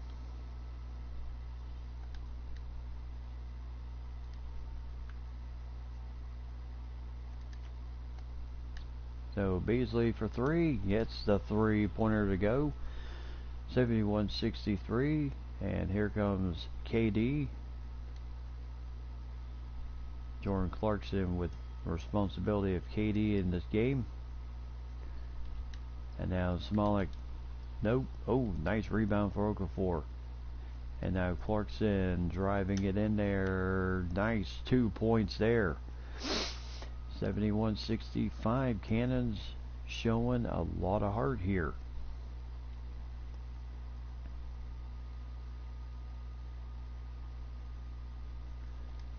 And now Smolik, oh.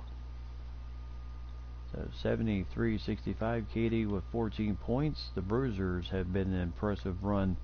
At one point I thought maybe we might have, oh, Derrick Rose commits the foul, his third, and Russell Westbrook gets the two on the foul.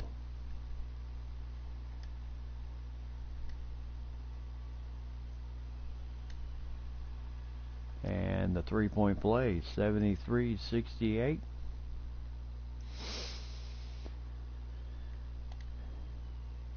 So Nick Young guarding up on KD. And Turner, nice rebound for Westbrook. And he knows he's got to push the tempo here tonight. Oh, can't get that shot to go in. Nurkic with the rebound. Maba Mute for three.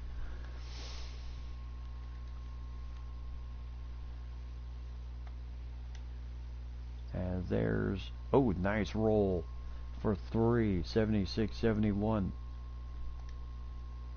And there's a quick foul. So 76-71.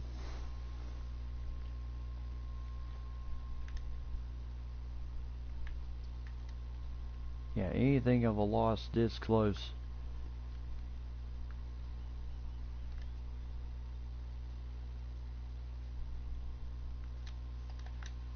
Oh, there's a block by Turner, but right to KD for the easy 2 points. As Nick Young, as Monik gets the 2 points, 78-73.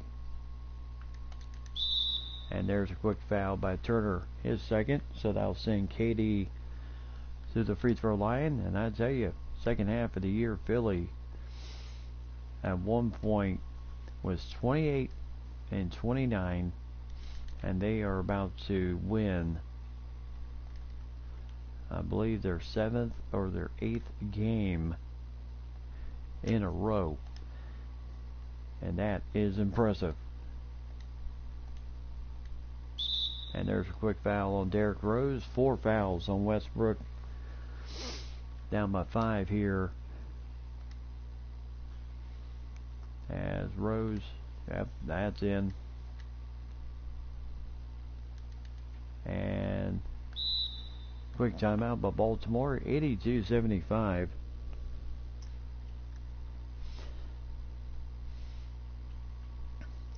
as Philadelphia, at one point they were flirting between the 8th spot in the playoffs or the 7th, and with that nice winning streak of theirs, they pretty much got up to the 5th, or between the 6th and the 5th seed in the playoffs right now, and that is crucial.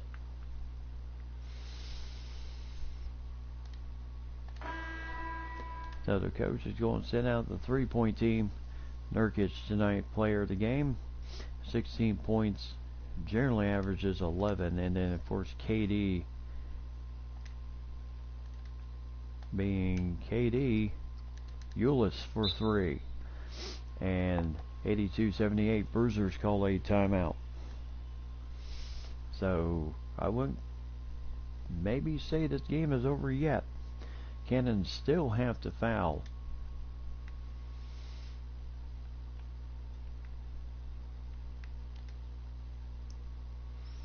But they'll quickly throw Ulis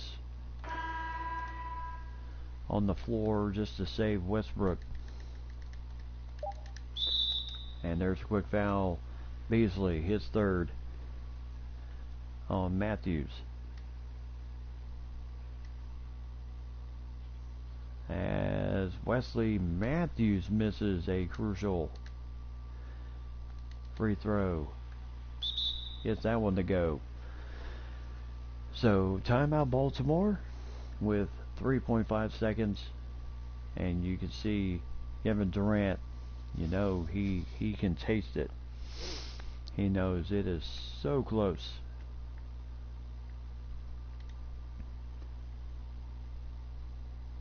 So as the Bruiser fans here hoping that their team can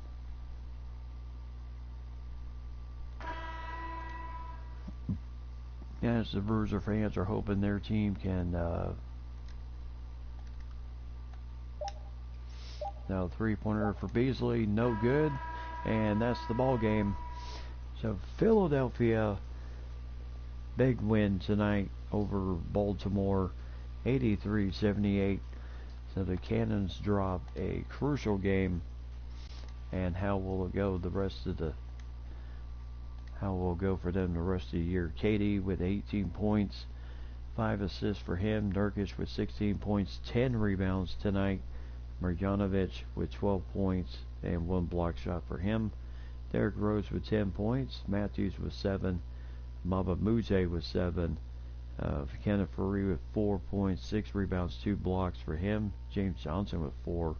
Lamb with 3. Hernan Gomez with 2. And everyone else did not score. Westbrook with 18. Yep, hats off to Philly. 18 and Clarkson both have 18 in this game. Beasley with 10. Nick Young with 8. Okafor with 7. Miles Turner with 5 points, 7 rebounds, and 4 block shots tonight, but just not enough of that inside presence. Poirier with 5. Ulis with 3. Malic with 2 points, 9 rebounds for him though, and 6 assists in the game. And Aaron Holiday with 2 points, and everyone else finished up for the Cannons tonight. So tough loss. But yes, like you said, hats off to Philly for that crucial win tonight. As Baltimore kind of had a tough environment to deal with tonight with that crowd and all that energy. So the Peppers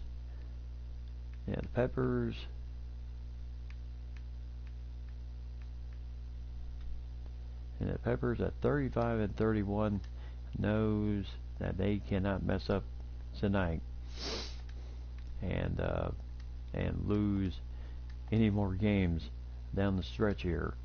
And right now it is just not looking good at all for them.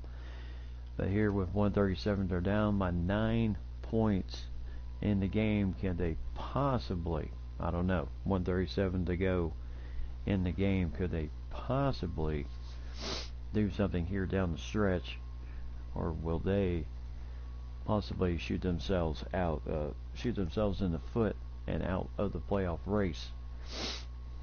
They look good they look good early, but then they just kind of seem to falter just a little bit down the stretch, and anytime you have that happen, boy, you hate it for certain teams in that regard.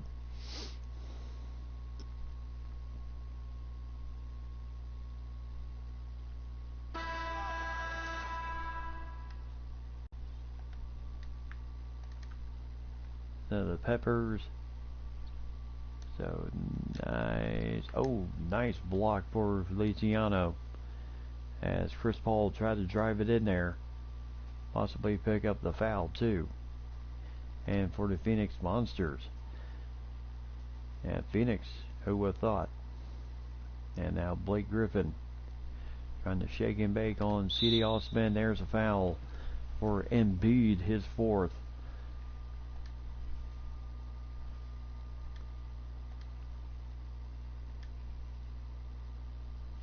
As that shot goes in. And there's 1 out of 2.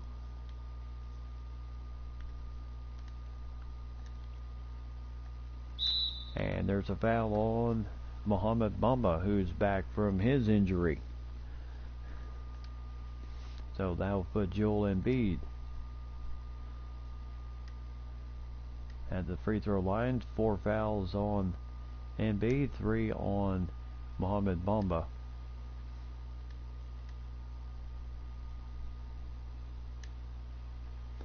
And 2 for 2. As Phoenix leads at 101-93.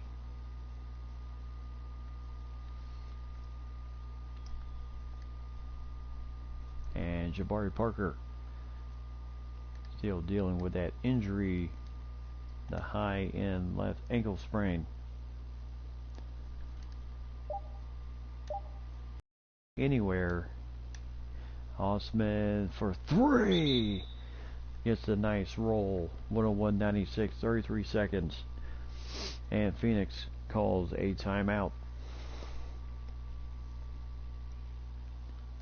Boy, who would have thought that some of these guys, that some of these teams would just start throwing the wrench in the plans here just a bit.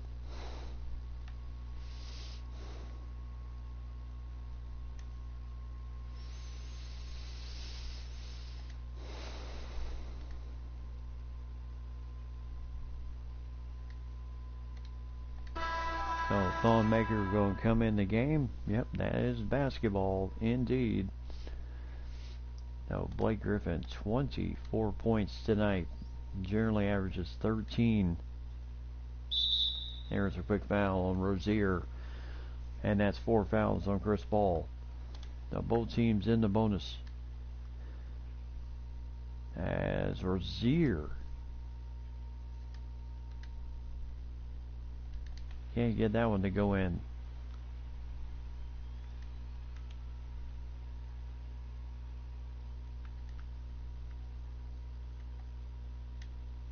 So Parker for 3. Nice shot there for Jabari Parker. 102 to 99. Porter Jr. is fouled. Only the second foul on Shannon Brown.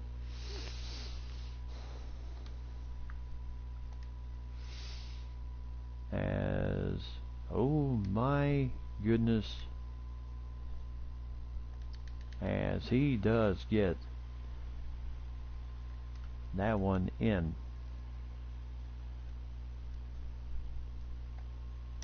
So Brown for 3. Oh. And there's a quick foul on Rozier. Brown his third. Maybe going for the jugular of the 3. That's possibly not advisable. And the Peppers will call a timeout. So 105-99. Well, if they do hit a 3 here, that'll just trim it to a 3-point game. And then you really hope that the guys kind of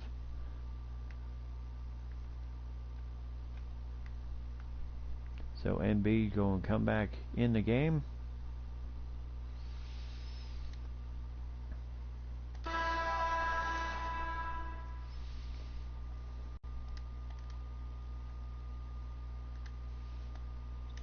Oh, Chris Paul for three. Gets that one to roll in. 105, 102. 8 seconds left as that play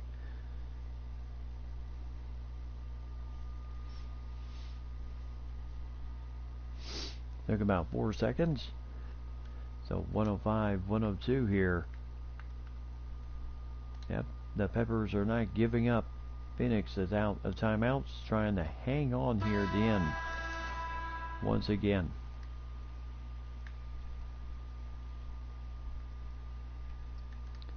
And that's a steal.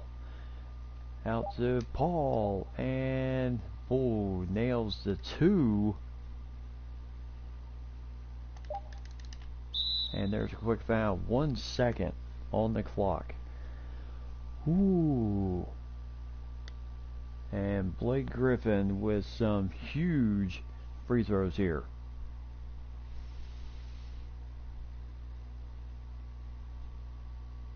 If he makes both, and he misses that first one, boy, Crucial got a foul here.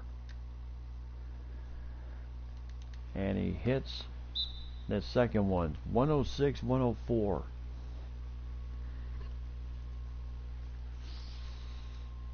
So the Peppers call a timeout. 3 to win, 2 to tie, send this thing to overtime.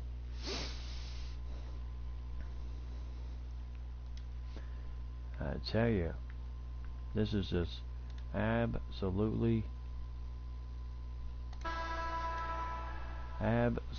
crazy. And he did get it.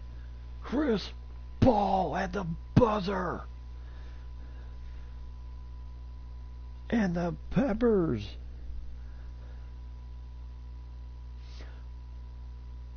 I tell you, Phoenix looked like they were just going to win it, and Chris Paul knocks in the crucial shot, keeps the Peppers alive, and for Blake Griffin and Phoenix, it is just what happened here. We had the lead. Exactly. Can you believe it?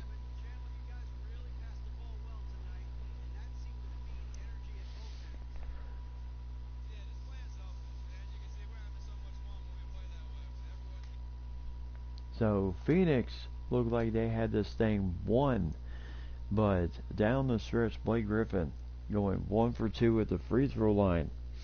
Yep, it was the missed free throws down the stretch.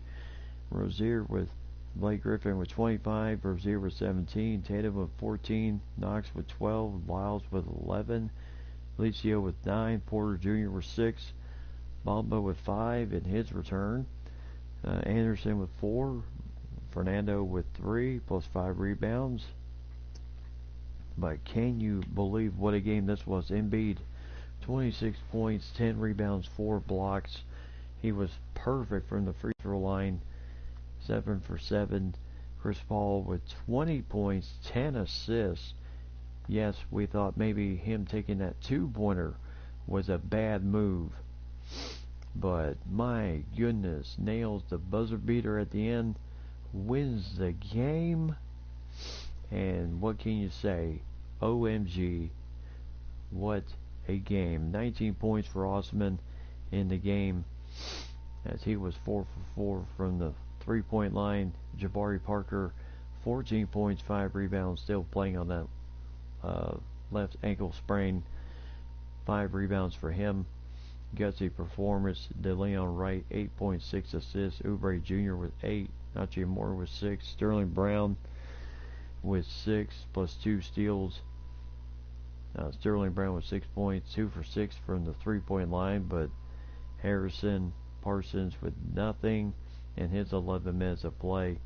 But my goodness, what a game. 107, 106, 3-pointer at the end. Keeps the Peppers alive in this thing. Whoo!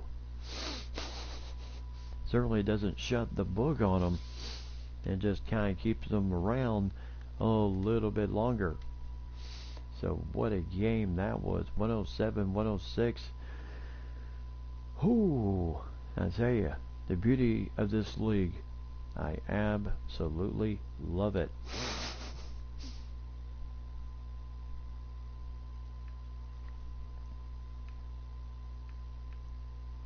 So Detroit and on the road tonight against California Dragons. And the Power against the Dragons. And how would this game go? Well, it certainly did not look good. And then all of a sudden they started climbing back into this game against LeBron James.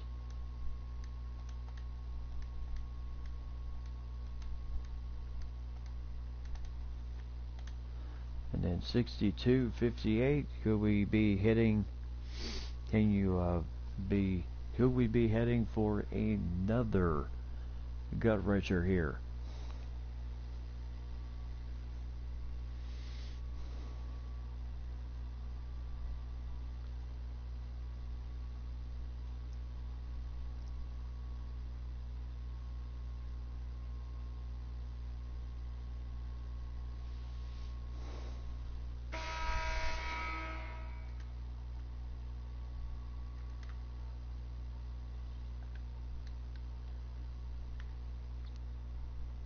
So LaMarcus Aldridge inside.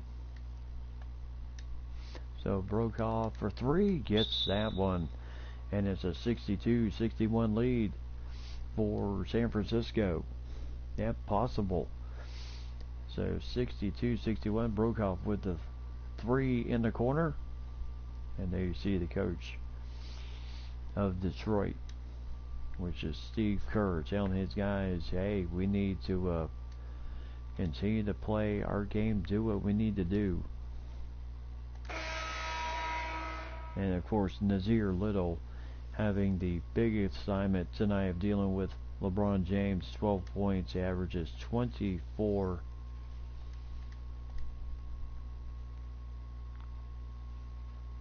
And LaMarcus Aldridge with the yarding up on him. And there goes, well, thought maybe that was going to go in. So Brokaw back over to Garland. And Aldridge with a nice pass and a good slam. Quick slam doesn't give LeBron James a chance to block the shot. As, boy, well, somehow the rim rejected LeBron James. So right now Detroit inside to Aldridge again. He's fouled by Derek White. And that gives Detroit a 3-point lead with the chance to possibly ice this thing down the stretch. 66-62.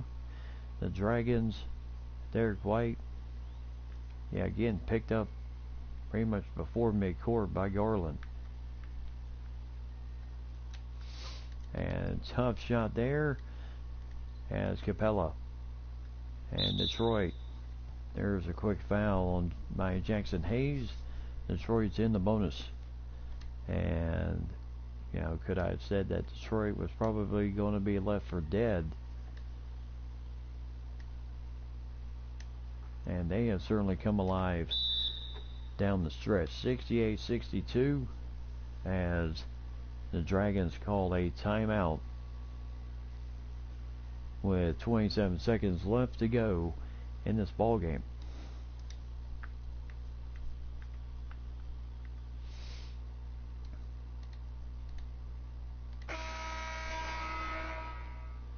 So Jackson Hayes inbounding the ball here.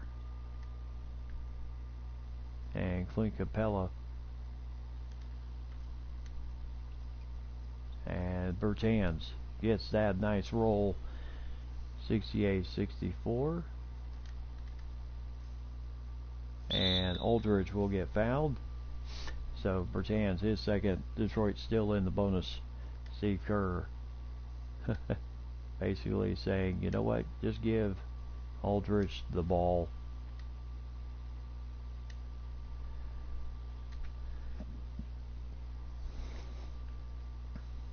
So 70-64 as the Dragons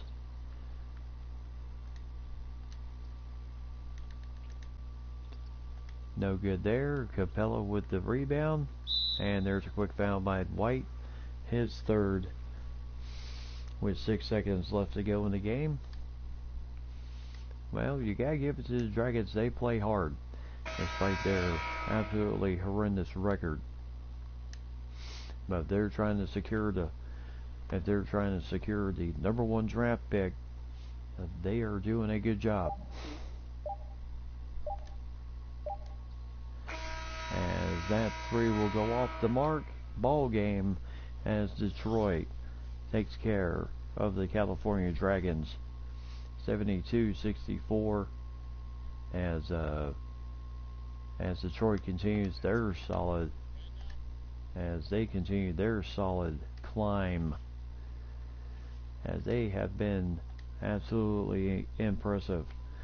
So the Power led by LaMarcus Aldridge, 13 points, 7 rebounds, 2 blocks in the game. Capella, 13 points, 11 rebounds, 2 blocks. Also, Bam Adebayo broke off with 5, including that big 3 in the corner. Hollis Jefferson with 4, Poole with 2, Ojale with 2, and Sumner with 2 points. Rest of the way. And for the Dragons, Derek White with 15, LeBron James with only 12, 2 for 16 shooting tonight for LeBron. Just not a good night for him. 2 for 16 shooting, 1 for 8 from deep, and 7 of 8 from the free throw line. That's where he got most of his points tonight, was from the free throw line. R.J. Barrett with 11, Galloway with 7, Scott with 6, Bertans with 5 points, 5 rebounds, Bullock with 5, Hayes with 2, and Mealy with 1 point and 6 rebounds on the play. Shea Gilgeous-Alexander did not play tonight, as he is still recovering from his injury. So Detroit wins a crucial game, as most of these games down the stretch are all crucial. They are massively important to everybody. So tough break there. Yeah, the Power defeat the Dragons, and then the Jump and the Founders tonight. Jacksonville Jump and the Founders going at it here tonight. As the Jacksonville Jump, maybe they listened to that song from the early 90s.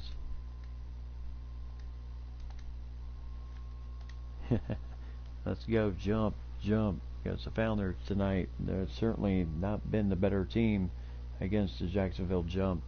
And what can we say?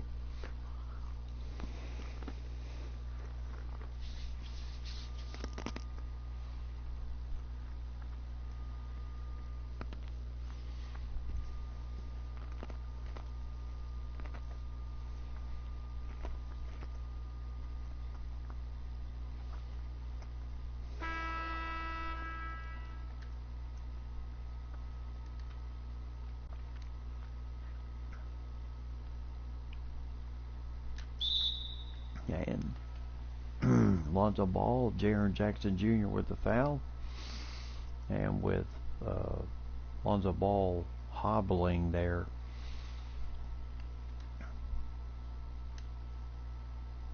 And can't get the first free throw. That has been really his biggest weakness, is 20-point lead now.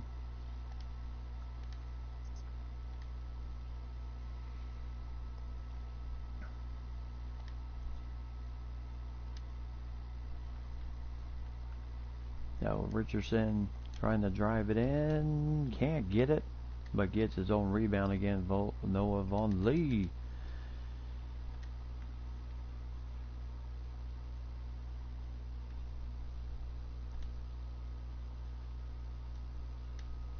So Rab with a 3-point shot there, no good.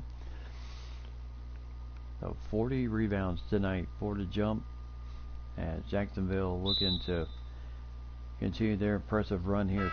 Third foul on Bazemore, and I think that was just a foul to get the rest of the subs in the game.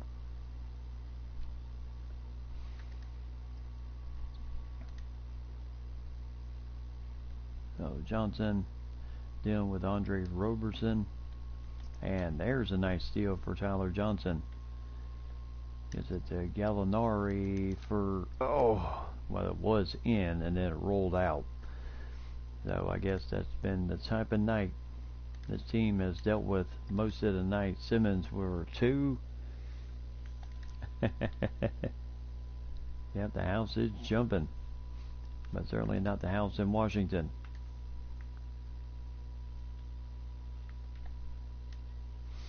As this 3, Quinn will just knock it in for 2.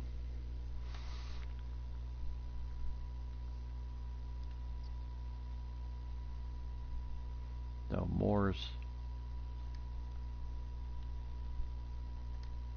with Zeller,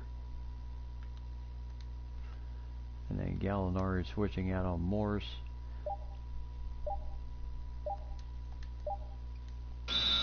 As they just took up way too much time.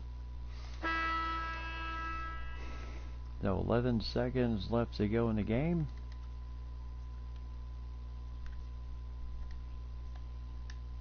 As Tyler Johnson, 3-pointer there.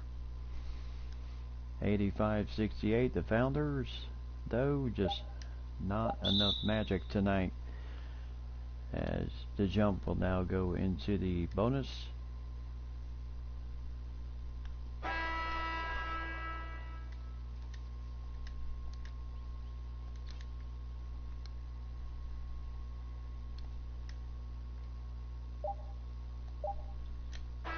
So Murray for 3, no good. And that's the end of the game. So the Founders will lose to the Jacksonville Jump 86-68. And for Washington, you know that they had to have it. Kyle Quinn, though, good games tonight. 18 points, 7 rebounds. Lonzo with 10 points, and he was also dealing with a migraine tonight, so that is no fun there. Jimmy Butler only 8 points tonight. Tyler Johnson with 7. Gallinari with 6. Did not hit one single 3-pointer tonight. Miles Bridges with 5. Murray with 4 points, 5 rebounds, 4 points, 5 assists. Blumley with 4 points, 2 assists. Bazemore with 3, and Turner with 3. And then Rab and Mahaney. Yeah, Rab, the 16 kid out of California. So tough break there. Simmons with 29 points, 10. Yeah, Washington just couldn't jump tonight. 29 points, 10 assists for Ben Simmons. And Jaren Jackson Jr. with 12. Bellinelli with 9. Monte Morris with 8 points, 9 assists. As Mitchell Robinson, 8 points, 7 rebounds. Von Lee with 8. Porter Jr. with 5. And Zeller with 4 points, 6 rebounds, 3 steals, despite playing on shin splints for 24 minutes. Roberson with 2 points, 5 rebounds, and 2 steals for the Jump tonight. So the Jump looking impressive as they continue their nice little winning streak.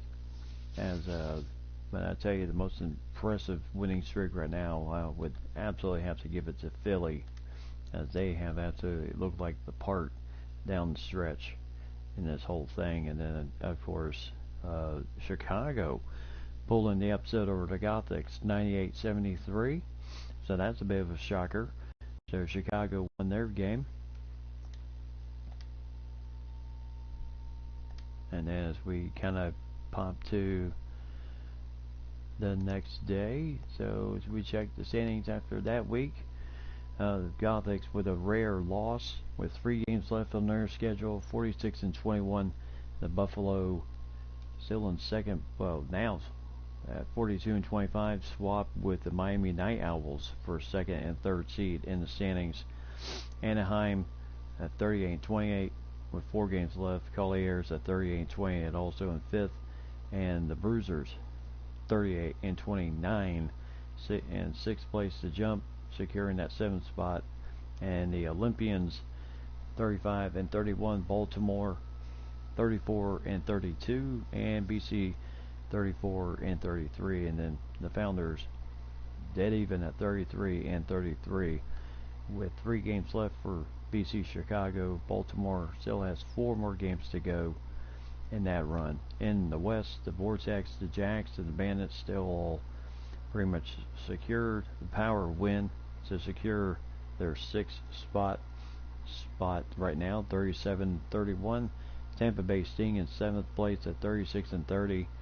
And then you have a dead heat race right now with the Peppers. That no doubt that 3-pointer at the end certainly helped them absolutely tonight. So the Peppers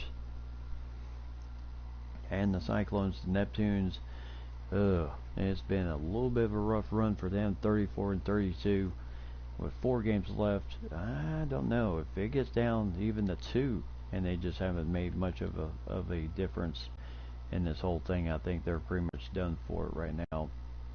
So as we take a look at what we got coming, the Cannons should be able to handle the Columbus Basket Hounds on their end. And then, of course, the Peppers against Colliers, still going to have those crucial wins. The Barons and the Neptunes, the Founders and the Bandits. That's a tough matchup for the Founders going into Bandit territory. Atlanta on their end also taking on Seattle. So no doubt it is still close. I mean, this is I wouldn't say it is over. I wouldn't say it is over by any means at this point in the standings right now. This is just, and the Basket Hounds showing some tough metal right now. As right now, the Cannons lead it by 2 over the Basket Hounds right now. Still anybody's ball game at this point. 1:55 to go in the game, as the Cannons, as important as every game is at this point, they gotta win.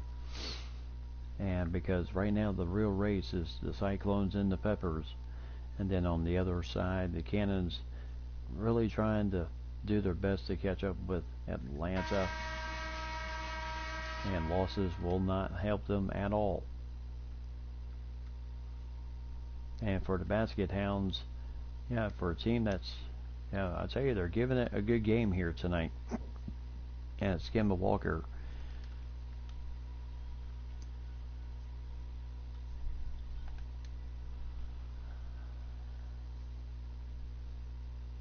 And it's Kemba Walker. And there's a nice pass from Westbrook into Jaleel Okafor. So 2-point lead.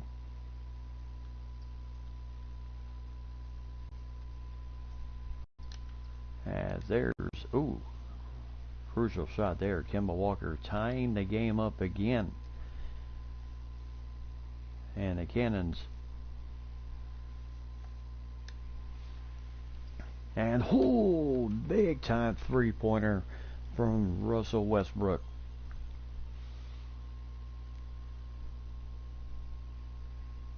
So Kemba Walker, maybe there's a 3. Oh my gracious, Jackson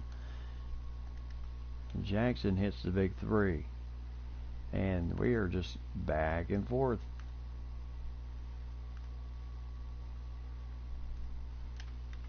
As Westbrook, I tell you, he is really starting to take over. So 20 points, 8 of those points in the paint. And there's a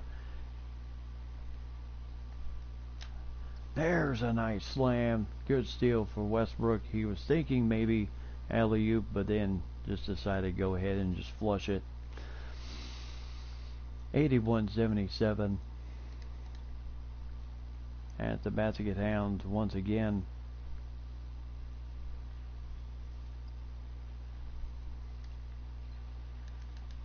There's a 2-pointer for Kemba Walker, 81-79.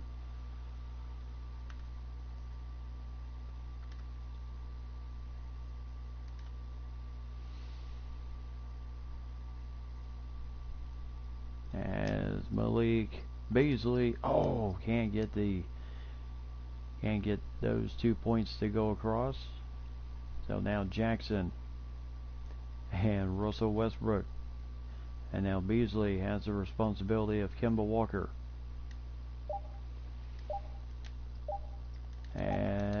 Oh my goodness! And are we heading for overtime? Yes, we are. So Baltimore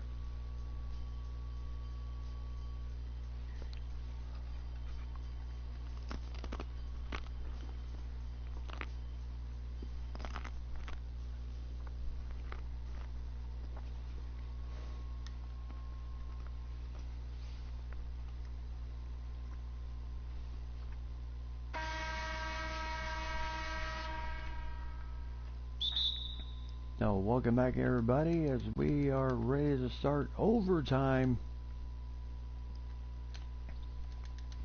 As the Basket Hounds, as nobody could secure the rebound, though the Cannons could not do it. I know, can you believe it? The Basket Hounds, one of the next to, I would say, worst teams next to the Dragons. But they are hanging in here tonight against the Cannons.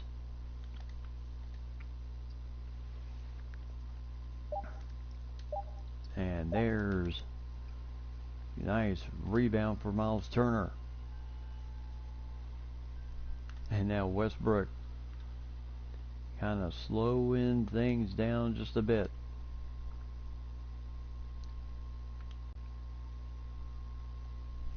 As he will, Smolik with gets the foul, and Damian Jones gets the finish and a chance for the 3-point play.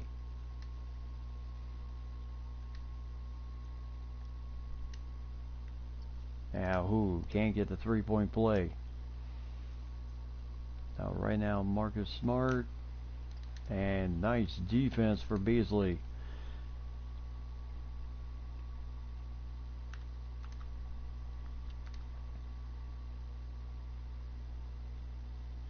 And right now, boy, everybody in the world.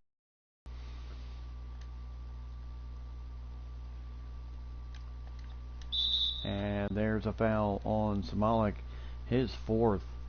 So Jackson picks it up, and he'll go to the free throw line to once again possibly tie this game up. So there's 1 and 2. So perfect from the line, and here is Westbrook.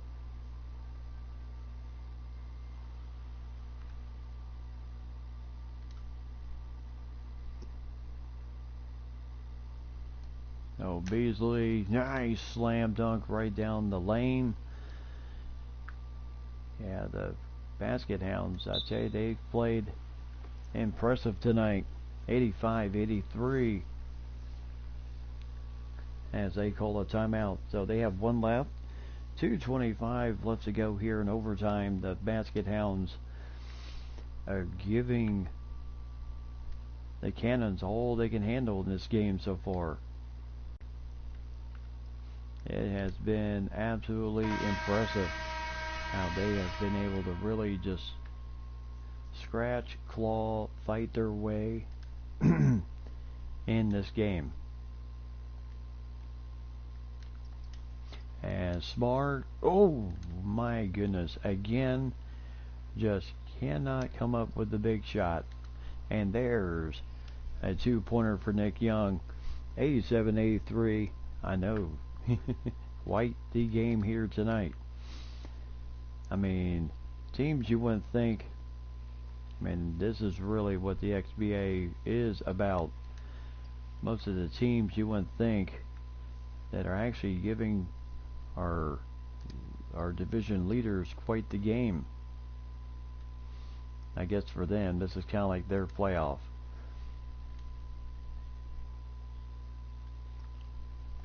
So Turner, as there's Westbrook once again for 2. 24 points tonight for Westbrook. Kemba Walker with 15.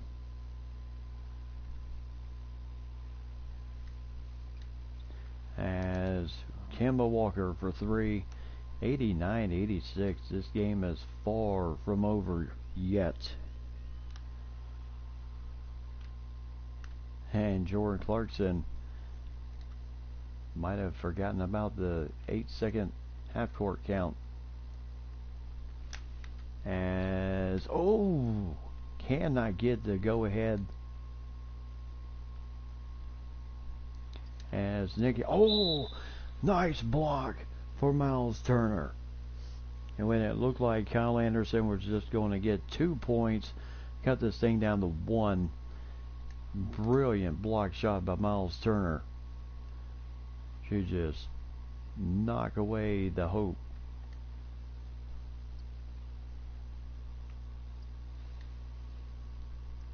And for the Cannons, what else can you say? This is right up their alley. Most of their games, I mean, remember the 2 gutsy games against BC Chicago this season.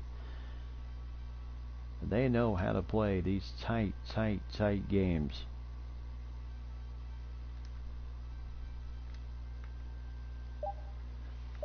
And now over to Westbrook for 3. Can't get the 3 to go. 20 seconds, still a 3-point game. And tough. Westbrook's going to get fouled by Smart. He's gone. That is 5 fouls on Marcus Smart. But they are not even close to the bonus yet. And Baltimore's going to call a timeout with 14 seconds left in the game. I'll tell you, Baltimore and Columbus putting on a dandy of an overtime game here tonight.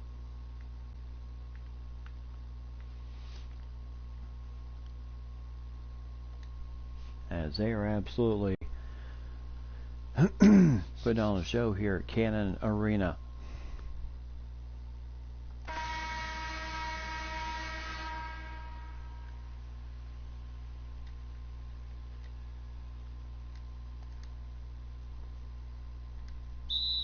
And there's a quick foul by Dorsey, his first, so that puts him in the bonus.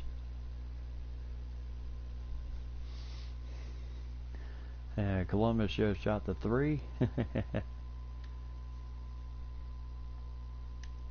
So, nice shot there for Jordan Clarkson. And 2 big time free throws. 91-86. Columbus going to take their last timeout. 91-86. Baltimore looking to stay alive any way they can right now. So Westbrook back in the game.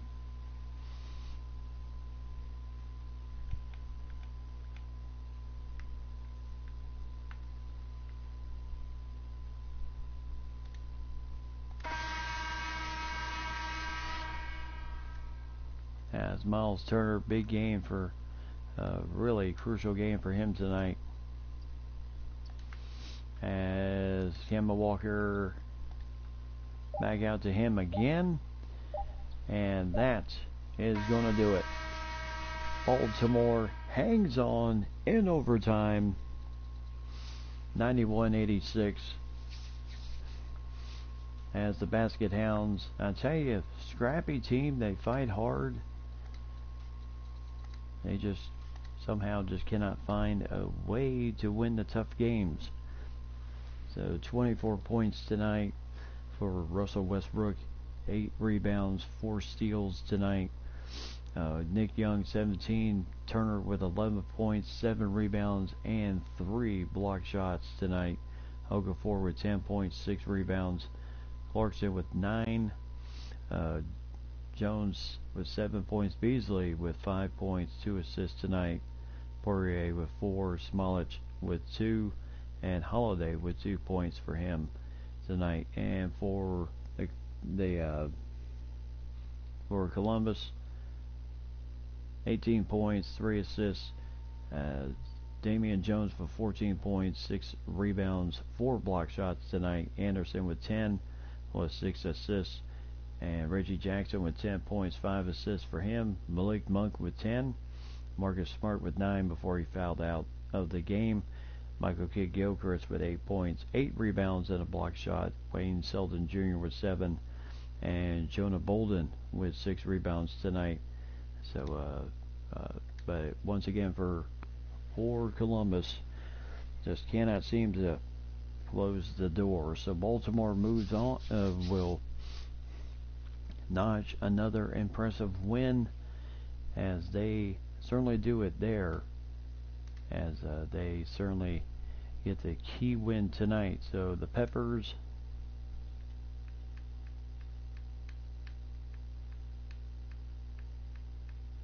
and then the Peppers and the Colliers.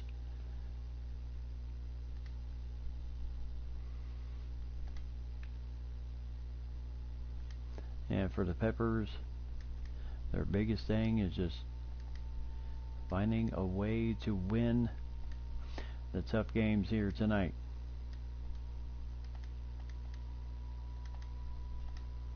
So 71-64, as Kentucky hoping to at least remain in the, well, they're already in the playoff spot, but they're just hoping to kind of bolster their record a little bit more than it is right now. And for the Peppers, they know they've got to win. That's the important thing right now with San Diego and them literally in the heat of things right now in the conference. Yeah, they know they've got to win. And Osman guilty of the illegal screen. So certainly not what they wanted there. So Kentucky with Oladipo.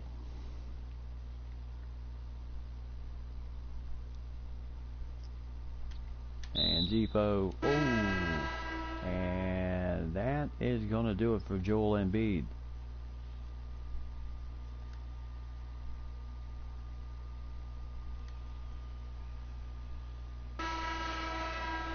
So quick sub.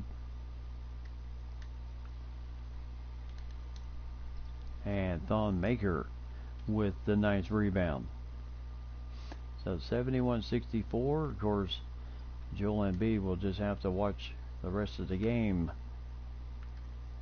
from the bench. Jabari Parker still dealing with that injury of his, but I tell you, he is shelling it out tonight. 12 points in 22 minutes of play for El Paso.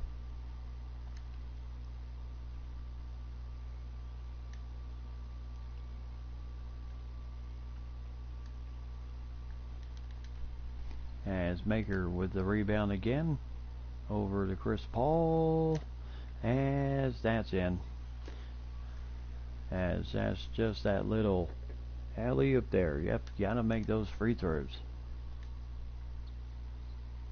And there's 2 points for Kentucky. 75-66 first half. They certainly did not shoot. El Paso certainly did not shoot well. 9 for 29 in the first half. And then they certainly warmed it up here in the second. Chris Paul gets the three. 78-66. As Oladipo trying his best here to keep his team in it, as he gets a tough 2-pointer. Still making this game a 10-point game. But it looks like El Paso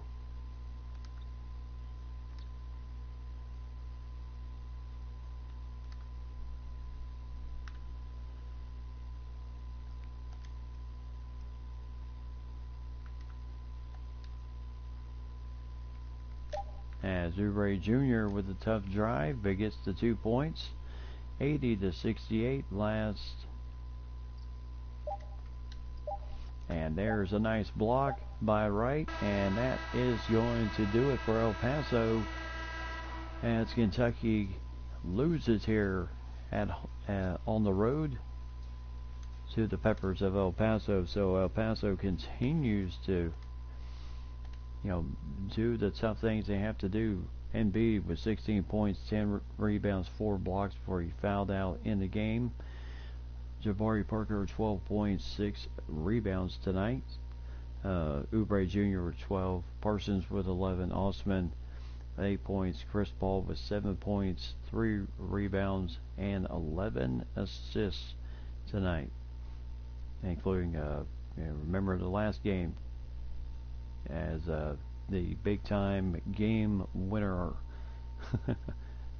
And then DeLeon Wright with 6 points, 3 blocks for him tonight. That was his third. Harrison with 5, Burks with 3, Maker with 3 rebounds, 2 assists for him tonight off the bench. Oladipo with 15 points, 6 assists tonight for him. Rodney Hood with 14, Nito with 10, Nance Jr. with 10, Robin Lopez with 7 plus 2 blocks, Collins with 4, Werder with 3, Johnson with 3, Sheik Diallo with 2.6 rebounds, McKinney and Jody Meeks did not play in this game. So the Colliers, I don't know what they're doing. But down the stretch, when you're trying to maybe boost the resume a little bit, they're not even coming close to doing that. So they've really had some tough losses here tonight, tough games tonight. So Atlanta, in the heat of things right now, the Olympians, they gotta have crucial games down the stretch. And what can you say? Can they do it? Once again, getting a little bit of a game here from the Seattle Martians. And now they're starting to really just take control of this thing. And then 95-86. I think that should be good enough with 1:30 left to go in the game. That should be good enough, maybe, just maybe, to really just wrap this thing up once again.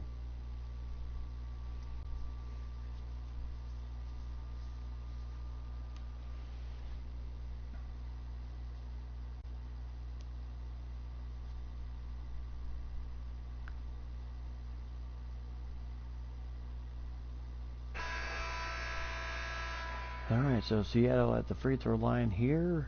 Jrue Holiday, 28 points. They got 29. As he has absolutely made a living at the free throw line tonight. JaMychal Green with the rebound.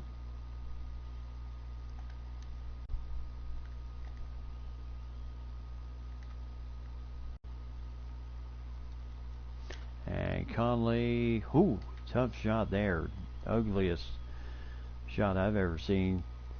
But keeps it at a 10-point lead as the Atlanta Olympians. And there's a slam dunk for John Wall.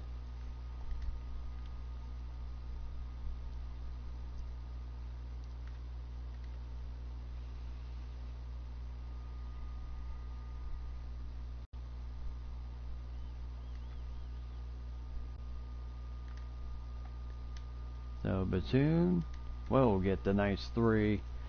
So 100-89. There's the triple digits for Atlanta tonight.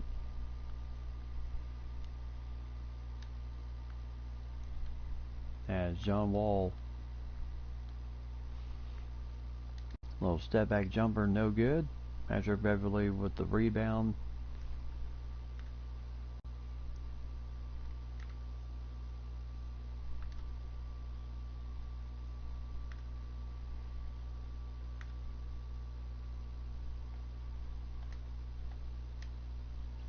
And 3-pointer for Conley, no good. As John Wall once again with the slam dunk by Conley and company. They're just going to burn out the time here. And Atlanta, I tell you, they keep themselves going here with another crucial win And for Seattle, another loss. So Conley with 17 points, 11 assists tonight, and a double-double night for Conley. Batum with 16, Brook Lopez with 15 points and 2 blocks in the game. 7 rebounds. Vince Carter with 4. Beverly with no points but 4 assists tonight. And Jackson with no points, and then everyone else did not play. And for the Martians, Drew Holiday 29 points, John Wall 22 plus 11 assists. So both point guards had double-doubles tonight. Yeah, very good win for Atlanta. Jared Allen with 10 points, 11 rebounds. Willie Cauley-Stein also with 10 points. Jordan Bell with 6 points, 2 blocks. P.J. Washington with 6. Isaiah Thomas with 4 points, 4 assists. McCall with 2 points, 4 assists. Robinson with 2, and everyone else did not play or score for the Martians tonight. So, yes, a big night for Atlanta. So that was most important for them, as they are. And as we kind of take a look, BC against Nashville in that game. San Diego on the road against the Neon. And then, of course, these are pretty much just poster child games for your league. But as we take a look at standings still, the Gothics with 2 games left on their schedule, and the Night Owls, Kansas City and Miami just flip-flopping on the seedings right now, 2 and 3. Miami won theirs.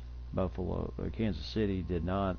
They still have 3 more games, so they could make a difference in that. The Bruisers move up to 4th seed as they clinch a playoff spot. The Supernovas in 5th right now at 38 and 29.